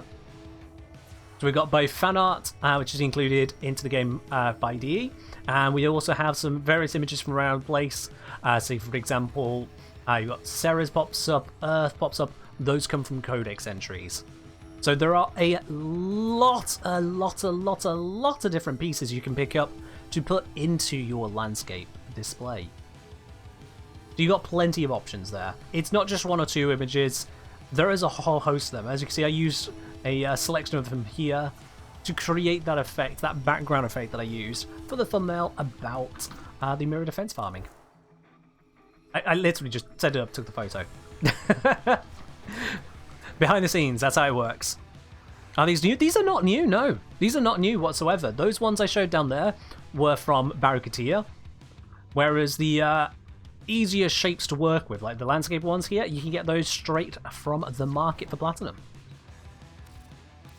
If you type in display, you can pick up the display pack, you can pick up display landscapes, you can get different shapes as well, so panoramic ones, wrap ones, and so on. I've gone for the landscape as that seems the easiest to work with if you're getting into it. That seems the easiest to work with. With certain decorations going to be scaled to the size of your own overworlds? That would be nice, yeah. There is a limit in terms of decoration scaling. It's like if I could make these little statuettes here Mahushiv, that'd be great. But there is a limit, it's fine. White Angel, hello there, welcome in, how are you doing today? Welcome in. Moondog's in pay to win, that's... If you call this winning, Moondog, then that is your own definition. That is your own definition, I'll leave you on that one. Alright, Moondog's wanting us to play We'll Live Together in Warframe. You know what, I mean, actually, funny you should mention that. Funny you should mention that. If I just switch on the music... I have it in game. Although we're prepared to be getting just the end of it. But yeah, I've got it continuously playing in my orbiter, just normally muted, through the Soma cord. Because that is a thing that you can do. So sure, let's have that running for a bit. And I see, whilst we're at it, we have Smuggler requesting another bad fashion apart from Fairy Grendel and Voltamelon. Oh, I see. I see. So, Smuggler, there are only 3 bad fashions I have which qualify. We've already had Fairy Grendel, which is not showing straight away there for obvious reasons. We have to protect our eyeballs. Pino Gaming, cheers on the hydrate. I've already mentioned Voltamelon, but you didn't want that, which leaves just one terrible fashion remaining. Just one, not that one. Nope. Where is it? There he is. So you see, someone complained on a video of mine about me daring to use the default appearance on Revenant Prime, because how dare I enjoy the default appearance? Surely that is an insult against all creativity. It ain't saying Sleeping in the Cold Below has become a recent favourite of mine. It is a banger, isn't it? It is absolutely a banger. But yeah, because people complained, sorry, no, because one individual complained, I decided, fine, you know what? I'm going to take the true DE approach, and I hit random. And I didn't just hit random colours. No, chat. No, I'm not that sensible. Instead, I hit randomize everything. And I only had to do it once. I only had to do it once. And I got... not that. I got this absolute abomination. I have nicknamed this Revenant Pride, complete with the little snowflakes just gently drifting off of him. Because if you want to complain about my lack of fashion, it can always be worse. It can always be worse. And so now, because this was requested by Smuggler, this is exactly the frame I'm going to be using on whatever is the next mission. Even with a little cloud. Oh dear. This is an abomination in almost every way, and I love it. Bubblegum Revenant. That is a fitting name as well, yeah. I do not dabble in fashion. Fashion and I do not really go hand in hand. I have never been a student of the, how shall we say, sartorial arts. So instead, if you complain about it, I'll just make it worse. And on that note, let's have a look. What is the next nightmare mission we've got to do, aside from being a nightmare on your screens? It is a no-shield spy as Revenant. Sure, why not? Sure, why not? It is hard to look at, absolutely, yeah. STEM fields do not include fashion? Very true. I crunched the numbers, and the numbers say that I have hurt many hundreds, if not thousands, of eyeballs right now. We'll take it. We'll take it. Why did he give him a belly button? Because they could, Crown Ladybug. Because they could. Because they could. Yeah, I do see some people are receiving their drops now, which is absolutely wonderful.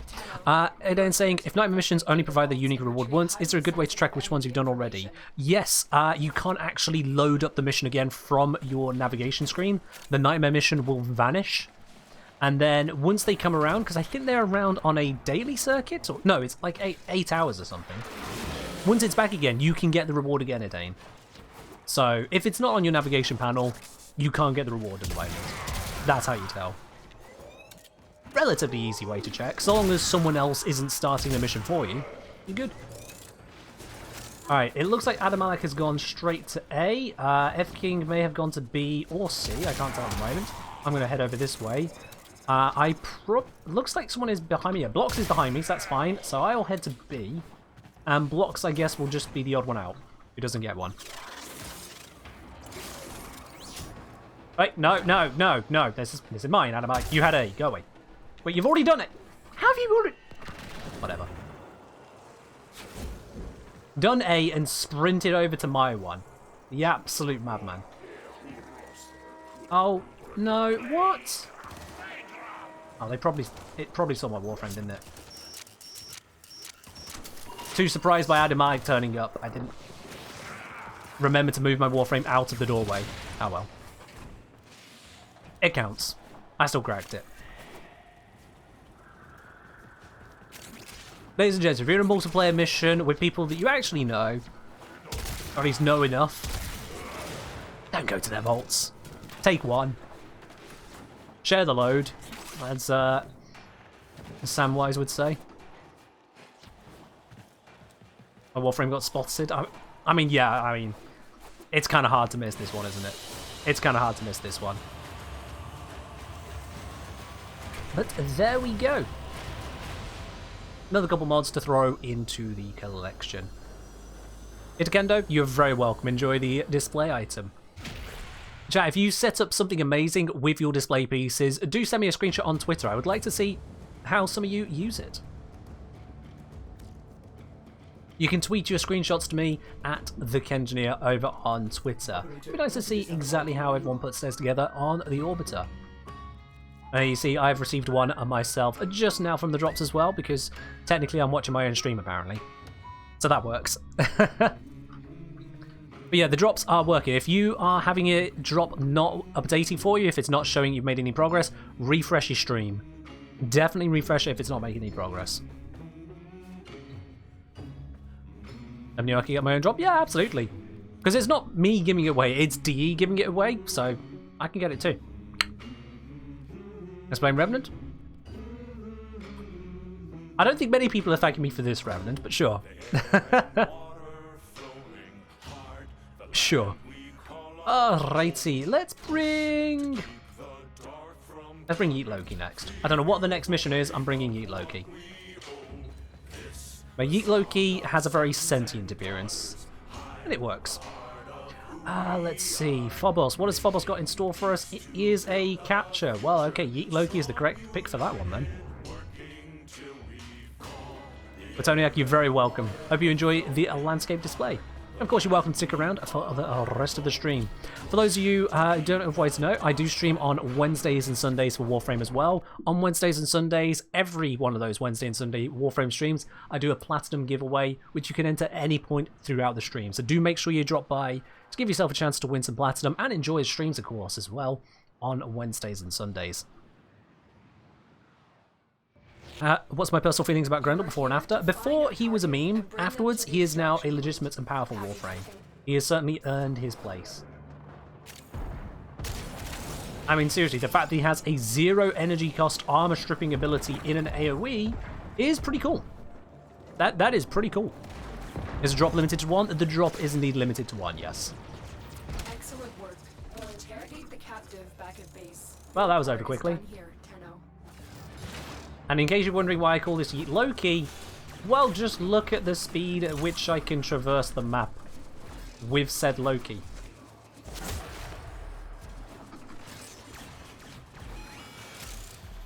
I mean, if this doesn't sell you to you as to how yeet this yeet is, ta-da! I even beat the vault here. Let's put it that way. Even beat the vault. I mean, sure, he's giving me a speed boost as well, but, you know. Yes. Oh, you thought I said meat? No, yeet. Y-E-E-T. Yeet. I used to have infested mobility on him as well. For some reason, I apparently switched it out for a little bit of damage. But yeah, it works. Can you beat Titania? The only Warframe that can beat Titania is Nova. Everyone else doesn't stand a chance. With how speed you bullet jump into walls and be even slower. It takes some getting used to, I will admit, it takes some getting used to. But yeah, can I say that trans rights are human rights? I mean, obviously I can. Trans rights are human rights. But let's not try to get too political now. For those people out there who believe otherwise, just leave, that's fine. I mean, leave Earth, that is. You know, we don't want you here if that's what you believe otherwise. Trans rights are human rights.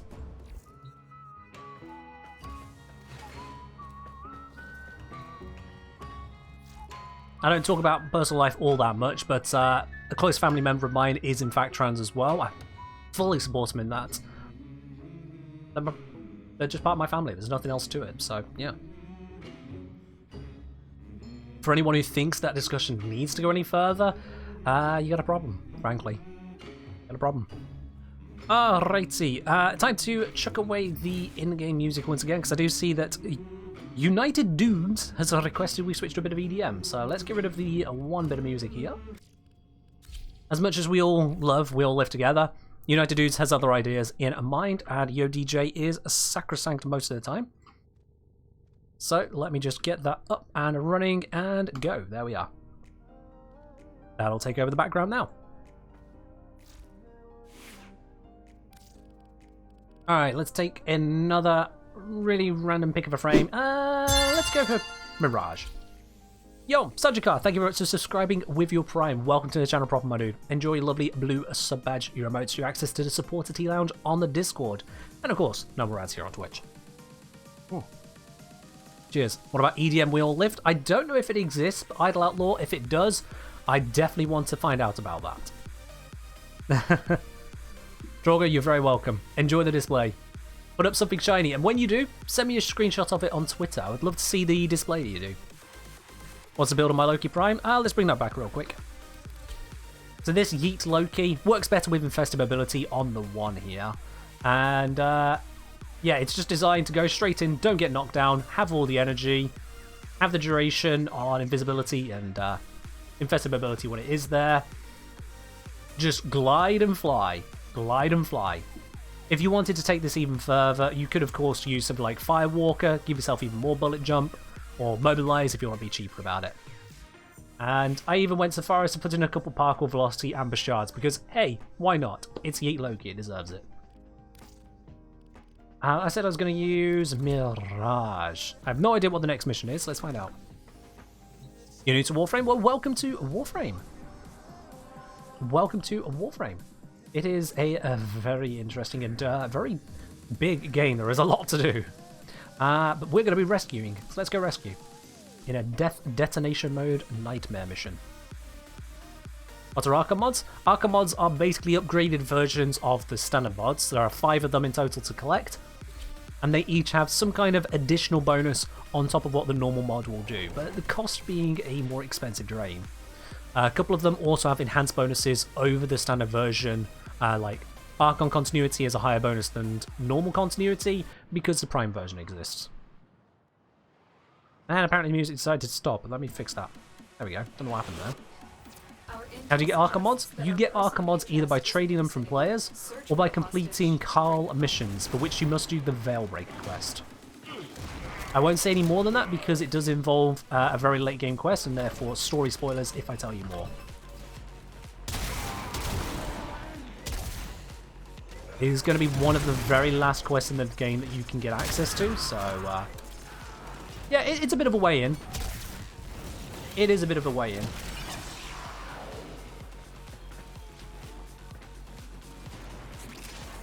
There's no telling what the captors are doing to our rescue target. Oh, I did a bad jump there. God damn it. Come on, come on, come on, slip through. Yes, there we are. You are running out of time. Oh, I did that wrong. There we go. Not this one. Yo, Idle Outlaw, thank you very much for subscribing with your Prime. Welcome to the channel, proper my dude. Enjoy your lovely blue sub badge, your emotes, your access to the support T Lounge on the Discord, and of course, no more ads here on Twitch. Cheers indeed. I'll give you a proper sip once I'm out of this mission, because we are going fast. I'd like to go fast. Never mind, I will wait for the door and give you a proper sip now. Ooh. Cheers. Fly straight through that because we have the ability to do so. Oh. Dang it. That's twice I failed to jump in this mission.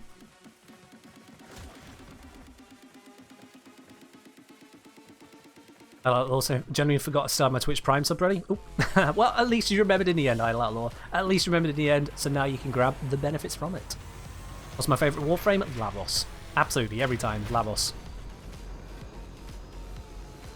He is my most used for a very good reason. Actually, a series of good reasons. He is a great frame.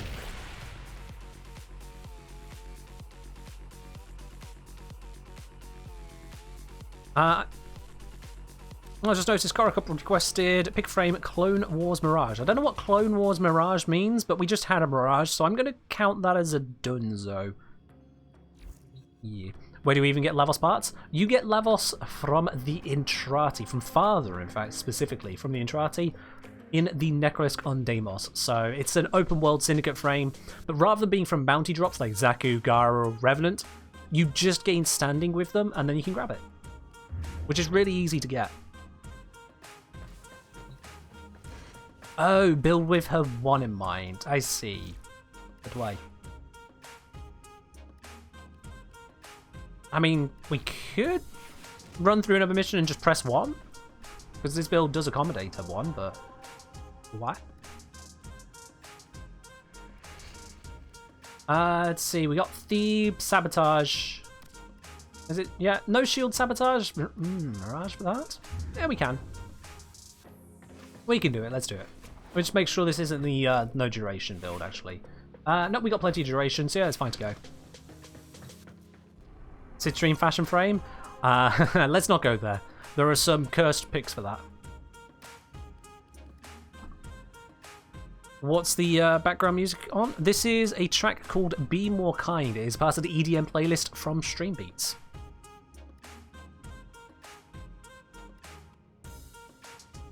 Anthony say, hello, only speak Spanish, but I am here. I mean, you've done some good translating there, all the same. Welcome into the stream. Hola, Anthony. You may not ask, Smiler. No, you may not ask. Potato Frame of Mind saying Lavos is the only Warframe capable of doing gas damage with his abilities. Is he the only one? No. The only one? That doesn't sound right.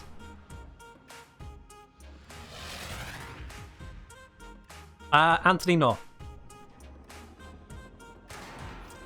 English only, please, on the chats, because we can only moderate English here. Alex's facility is consuming Jupiter's resources on a massive scale. English only in the chat, please. You certainly have an eye for strategic. I know sometimes I may dabble into other languages, here or there. That is because I know what I'm... Oh dear. Okay, that... Could people not set off the traps when we have no shields? That'd be great. That would be really great. Thanks. It turns out that corpus traps are kind of deadly if you don't have a defense against them. Yeah, as I was saying, I will dabble in other languages here or there, but I know for a fact that what I'm saying is not a problem. Oh my god! Stop setting off every... Why did it... Someone doesn't know how to move through this in a no-shield mission, and that person really needs to get good at the game. You've killed me twice now.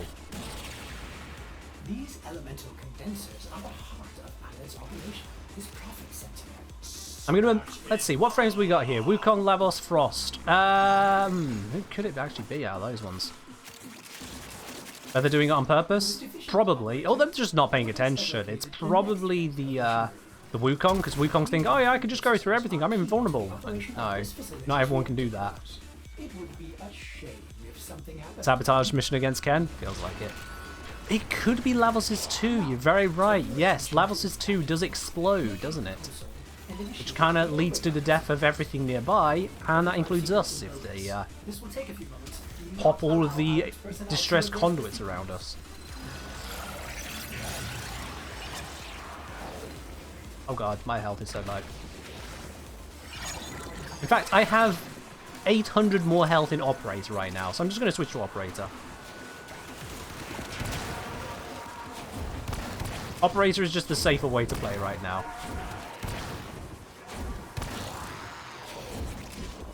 Is the Foreman a good weapon? The Foreman is an absolutely incredible weapon.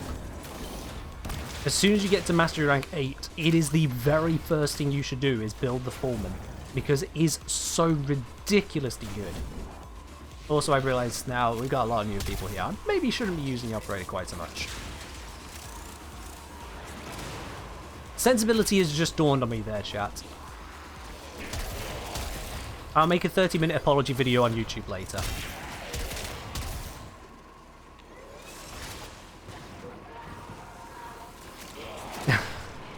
Foreman plus Ignis are amazing new players. Ignis isn't as amazing overall, I'd say. Like, the Foreman can go further. The Foreman can go much further than the Ignis. The best thing about the Ignis is you just hold down left click and keep going. But that's about it.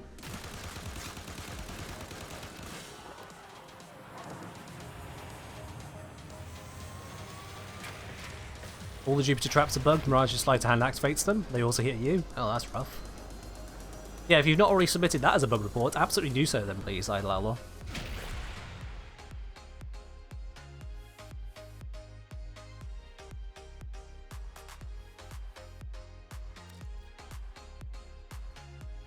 Does Wukong trigger traps in his cloud? He doesn't know. Wukong's cloud goes straight through traps. Wukong's Cloud Walker, basically he ceases to exist as far as enemies are concerned, but they get staggered if you come real close to them. That's all they know. Laser Grids have no idea what just happened. Zistra saying, absolutely love Zaku, so if you could do a random build with him, anything, I'd be very grateful. Sure. Z-Train wants to see a little bit of Zaku. Let's bring out a bit of Zaku. Yep. That is the pick a frame option in use right there, chat. So if you do want to request a frame yourself, pick a frame is exactly the way to do that. Usually I'll ask for some reasoning, like why do you want to see that particular frame? What build is it you're looking for? But considering we're just doing nightmare missions, yeah, let's bring any frame. Why not? Why not?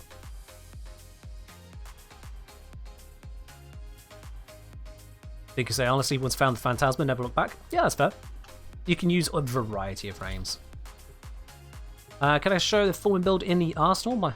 If you click onto the stream, if you're on PC especially, it definitely works. If you tap onto the stream, you should see a little yellow Warframe arsenal button pop up, and with that you can see the builds I'm using at any given moment in the stream. That should help you out there. Otherwise, remind me with a highlighted message once I finish up this mission, and I'll show you the build once again.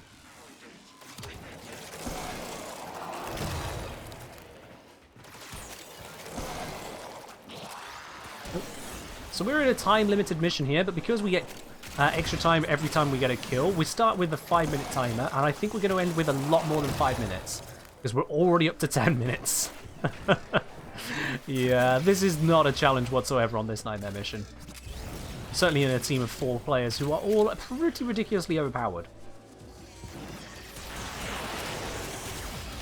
Also, my Zaku has automatic firing. I don't even need to do anything. I just need to exist near the enemies, and they die. Kind of brutal, really. Occasionally explode with sheer skeleton power, walk through the enemies, shoot them with their own guns. That's Zaku. The enemy is broken. And the mission's already done. Now get to extraction. The mission is already done. Ta-da! Well, that was easy. What is a display landscape? It is an orbiter decoration. So you can place it down in your orbiter. It is quite literally a landscape display panel which you can put on one of a variety of artworks from both DE and from fan art, and it's been added into the game. So you can have all kinds of different displays around your orbiter. You can change it up as you like at any moment, so you can constantly refresh the display you have in your orbiter as well. So for example, I've got a couple of them down here, but one on top of the other. You could just about see the line between the two when I get up close, but a little bit of distance the highlight goes away. So I've turned a couple landscape ones into one portrait one, basically. And you can use them, as I say, to put on various artworks, spice up your orbiter a bit more. Give it a little bit more love. Haho asking, any hacks for farming cryotic? Some equipment needs 20,000 of it. There's no fast way of doing it.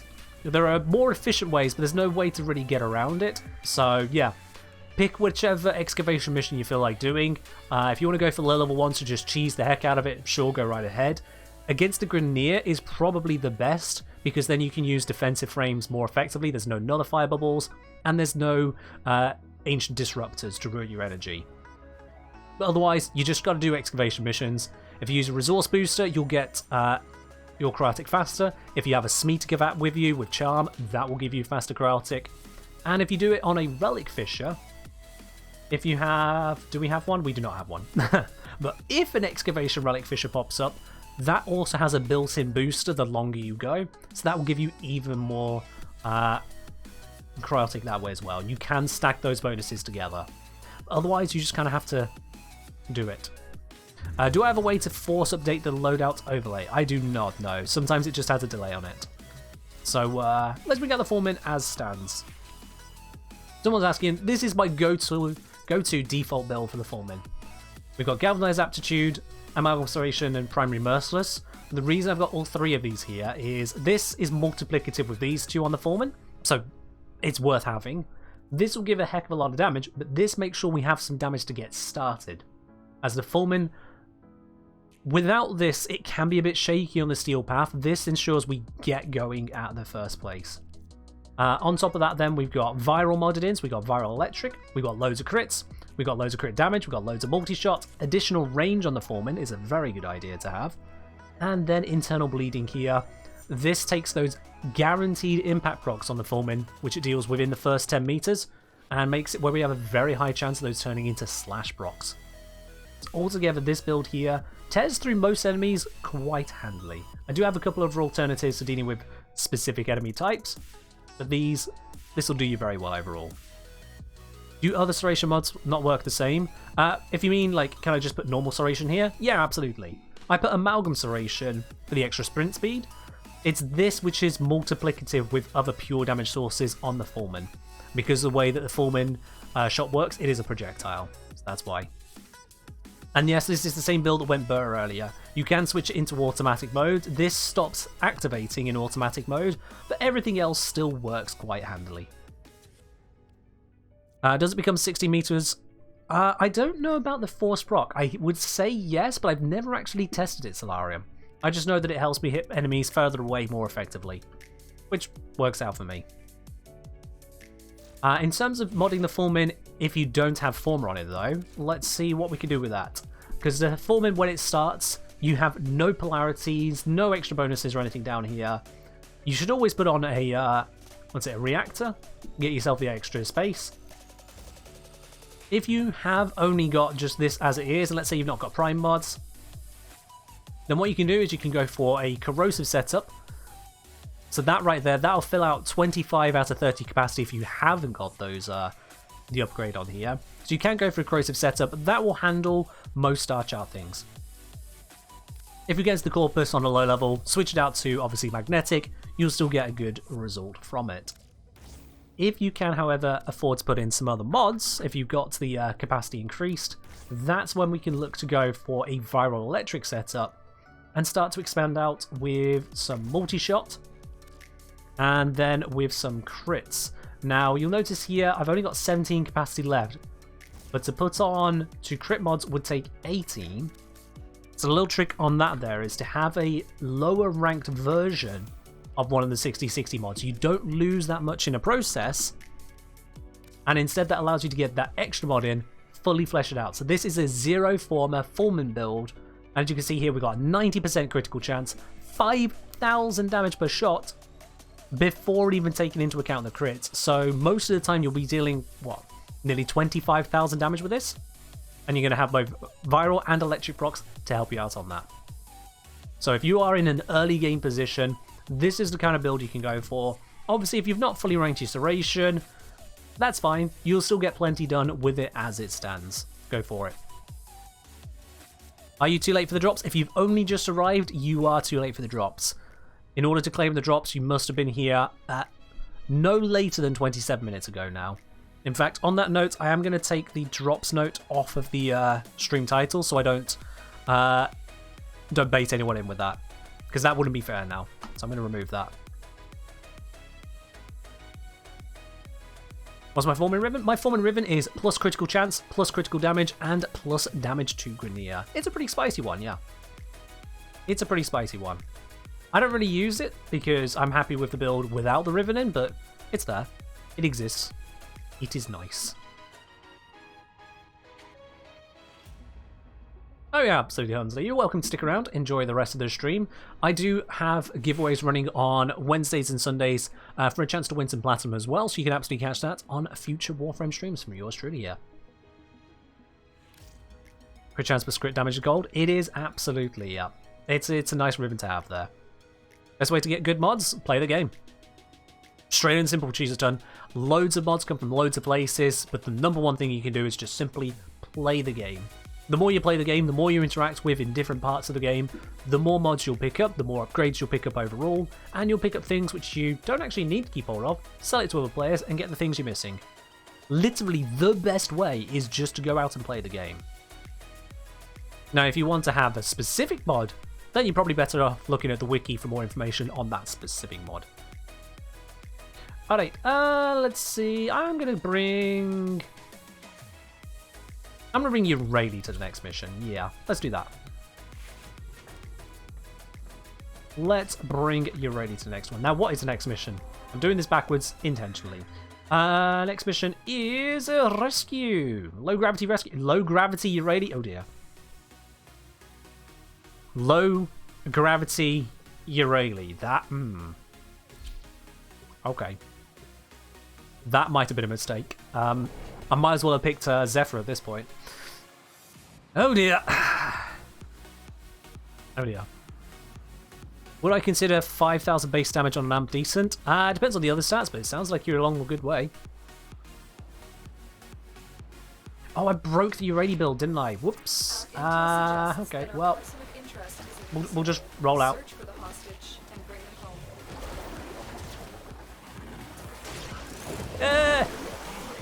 No status protection from that. Whatever shall I do? Oh wait, I'm Urali, I don't care. There we are, nailed the jump. Slightly awkward, but I nailed it.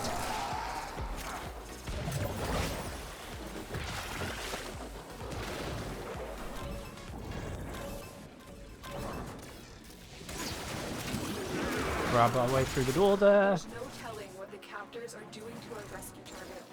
I would like if those doors opened slightly quicker for you, Urali. That would be nice. God, you can feel the gravity right there.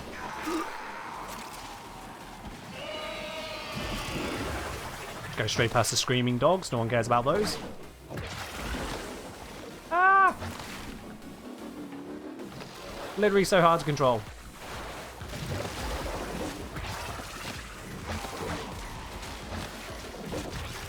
Oh, come on. Come on, come on. I can do this. I can... The hostage is almost out of time.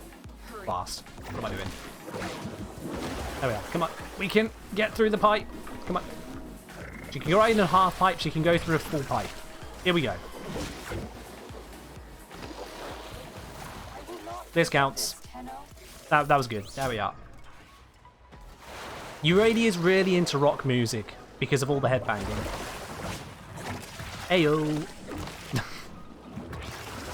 You got the drop? Nice. You go. Nice. Alright, let's get ourselves out of this one here. Come on, come, get, there we are, go. Okay, that time I deserve it. Thank you, Zob. That time I deserve the admonishment there from Ornis. And Waguchi. Alright. That was painful. The reduced gravity bouncing us around there, that was painful, yeah. I mean, you're right, Raptor. Yes, Titania is more of a headbanger than Urali, but Urali can still enjoy the flow of it, you know? Anthony's saying, man, I got a question. Recently got a ribbon for a weapon called a Kuva Brahma. How do I know what price to sell it? Anthony, you have got yourself there a very valuable item. Anthony, though, rather than going into a long-winded spiel about how to price up a ribbon, what you should do, Anthony, is join my Discord, !Discord for that. If I just quickly bring that up onto screen here for you guys. Just do this real quickly. So when you join into the Discord, you'll be able to see a variety of different channels. The one you want to go to, the main Warframe channel, because I have a pinned message specifically about ribbon pricing. So if you head on over to the Discord, join up onto that. In the Warframe main channel, the only pinned message is how to price ribbons.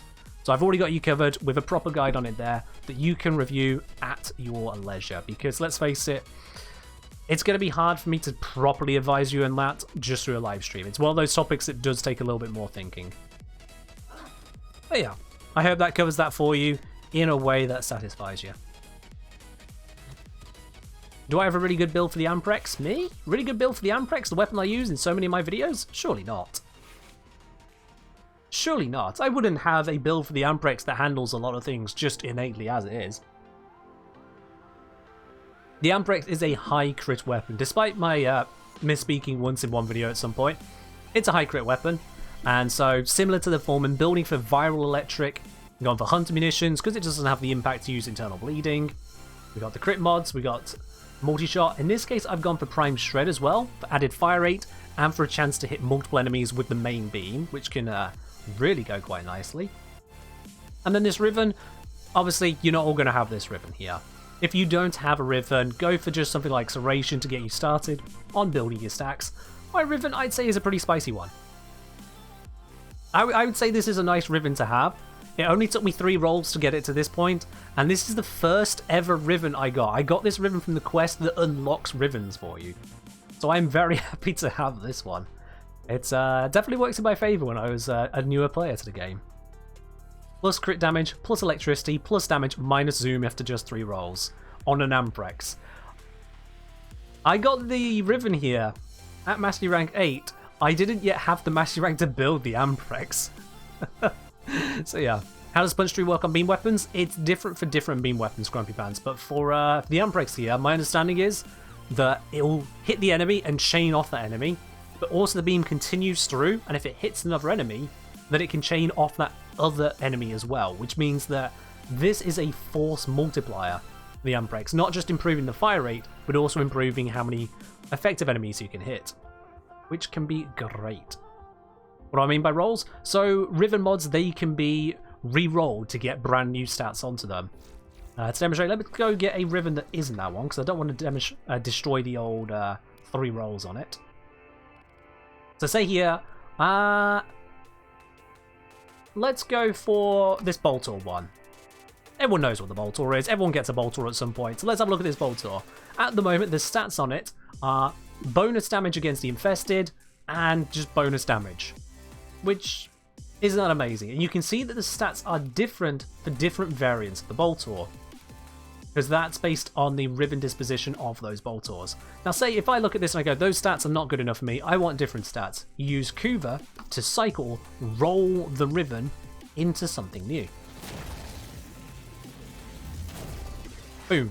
So now I've got a choice of keeping what I had, or switching over to this one. Plus ammo maximum, plus puncture, plus heat. No. No, I will stick with the pure damage, actually. I will stick with the pure damage. As you roll a Riven, it becomes more expensive until the 10th roll, when it hits the maximum cost of 3,600 Kuva per roll. So they do get quite expensive to do. Rolling it will still keep it for the same weapon, but that is the process you go through of turning a Riven from what might be pretty pants to what could be absolutely legendary. My favourite of all my Rivens is still my Comac Riven here. This one took a few rolls to get to where it is, but it has plus 91.6% fire rate, plus 296.2% damage, plus 161% multi-shot.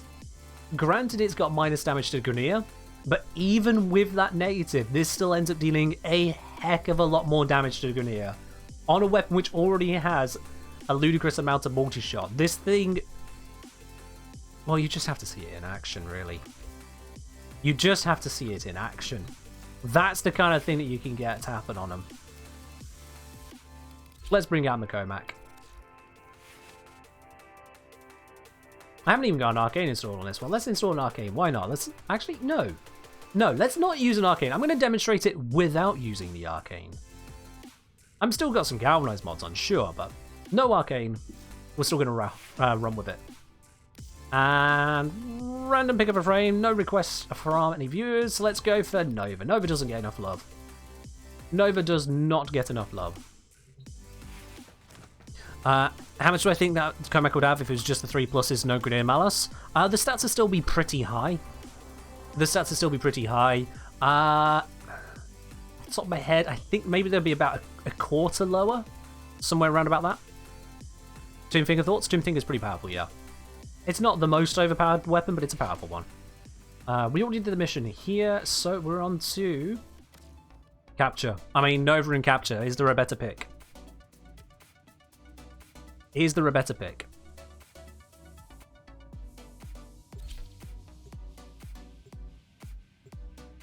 And someone asked earlier, how do you get more Riven slots? I think you can get them from some Mastery rank ups, but mostly you just buy them. Platinum. Why am I doing Nightmare missions? Because I want to do Nightmare missions. Nightmare missions, in this case, give me a nice excuse to just go through a variety of different Warframes, mess around with different builds, setups, and just... It allows me to pay a little bit less attention to the game, and a little bit more attention to the fact that there are, or at one point there were, over 2,000 people here in the chat. Which can be a lot of it to pay attention to. I'm out of energy.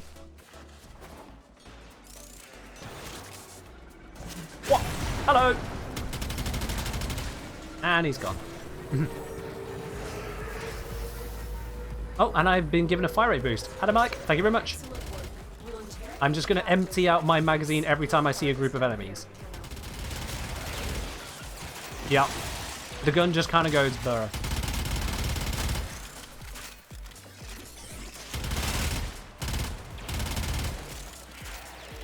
It's pretty ludicrous. It's not ammo efficient, but it's fun. And it still holds up even into high level missions, somehow. I'm not even going the right way, am I? Why did I even take that route? What was I doing?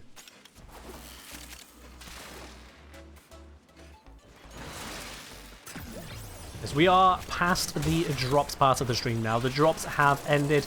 There will be giveaways on the Sunday stream, as I do every Wednesday and Sunday for Warframe, but we are past the drops for today.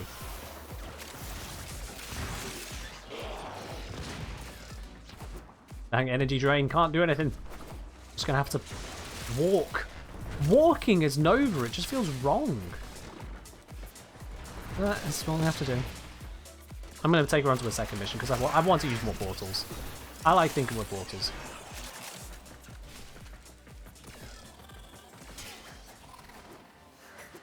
Oh, fun fact, by the way. If you have ever seen this exit, you've seen the 1, 2, 3 platforms down. If you have ever seen this exit, go into the cave off to your left. You'll see there is a cave tunnel. Starts at the top here, goes around on the left-hand side. If you haven't done this before, make sure you pop into that first cave. Ignore the dead bodies. What you want to be focusing on is right here. There is a Curia. There are many of these to find all around the place. Every single time you have this extraction, this always exists. Always. And there are more hidden throughout these Corpus style sets. And loads of others. They are all over the place. Every time you see this extraction, it is always in that cave. Every single time. Zom, I know you have that one. I have definitely taken you there. What do they do? Curios are just collectible things. You scan them, it reveals lines from a poem, which reveals more information about the Grineer. And if you find every single one of them, you get a Curia decoration for your Orbiter as well. A Curia is otherwise a curious little poem thing. It's a Grineer kitty. And in case you're wondering how big is the Curia decoration, well, it's right here. Look at this tiny little thing. Oh dear. Look at that tiny little thing. Sat atop the Prex card, which is precariously balanced on these boxes. I don't know how I managed that, but there we go. Yeah. That's what they look like. So if you go ahead and find them all, you'll get that. If you find most of them, you'll also be able to have a Curia glyph, so you can have a little profile icon. If you didn't want to use the Kengineer one, which I highly recommend, you know, but if you didn't want to use the Kengineer one, you could get yourself a Curia glyph. Zom asking, what's the most painfully British thing you can imagine? I asked this because I've suddenly been paying attention to Wallace and Gromit. The most painfully British thing. Tea and crumpets. Either tea and crumpets or chips with gravy. But probably tea and crumpets. Yeah. Queen? I mean, the Queen isn't the most British thing at the moment, considering we have a king. I hope that didn't miss over some people. But yeah, we have changed monarch. May she rest in peace.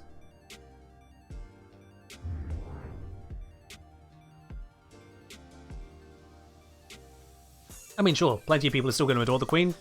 Have money. Like, got coins here for some reason. Still has her head on it because that's not going to change for a while. There's loads of coins in circulation. That's going to be around long after I'm gone. But yeah. Automatic saying, change my glyph just for me. Oh, thank you, mate. Appreciate it.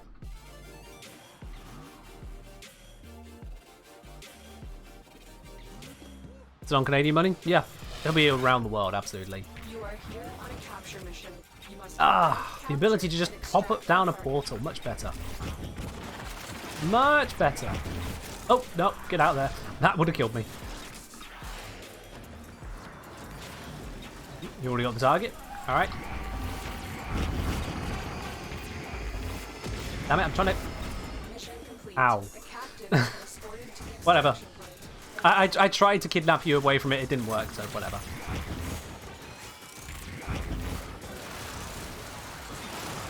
Kind of hard to take a portal around a corner, isn't it?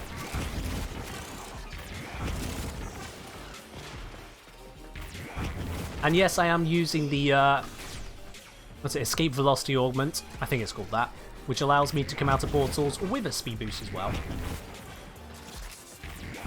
Only right to do that on Nova.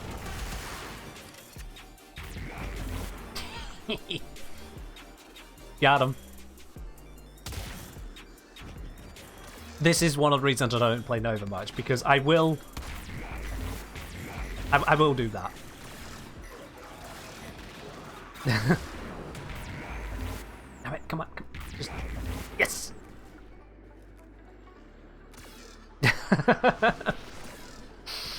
Yes, there is a reason I don't Nova much. I cannot be trusted.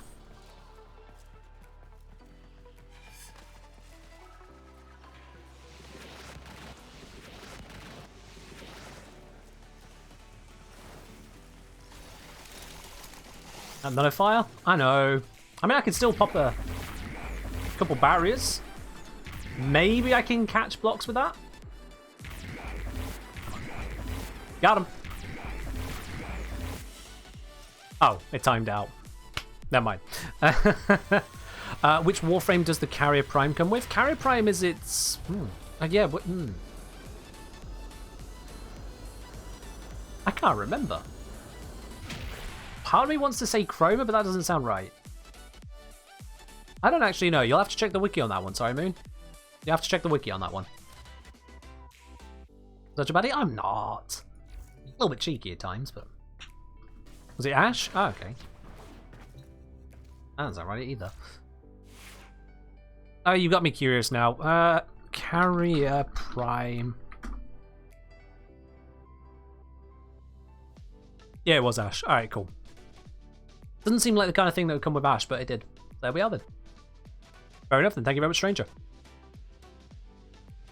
Do I have a Nova Atomica fashion? I do not know. No, I do not. Let's bring Rhinos. What have we got next? Excuse me. My food's trying to come back there. I don't know what we got next, but let's bring Rhino to it. We have got a set the mission for a mobile defense. Okay, let's do that one. Not a mobile defense earlier, was it?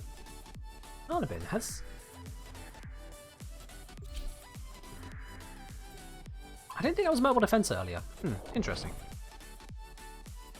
Maybe I'm misremembering. Probably misremembering. That is half the course.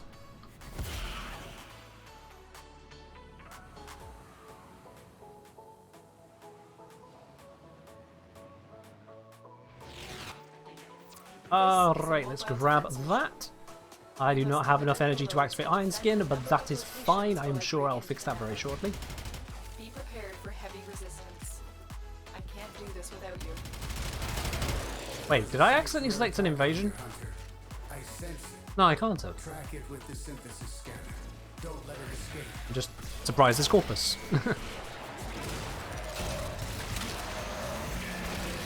Alright, I've got my Iron Skin, I got my Raw buff, and I got my Amprex, which just kind of... Yeah, it just deletes. Enemies stand in front of it, they stop standing. Hello Artie, how you doing? Corpus probably had a successful invasion here. Yeah, it's probably that. They must have offered something decent in battle pay. Always a bit weird when that pops up, just suddenly Corpus take over a tile. Which can mess up Hydron, because Corpus are nowhere near as good when it comes to affinity, so Hydron farmers get real sad.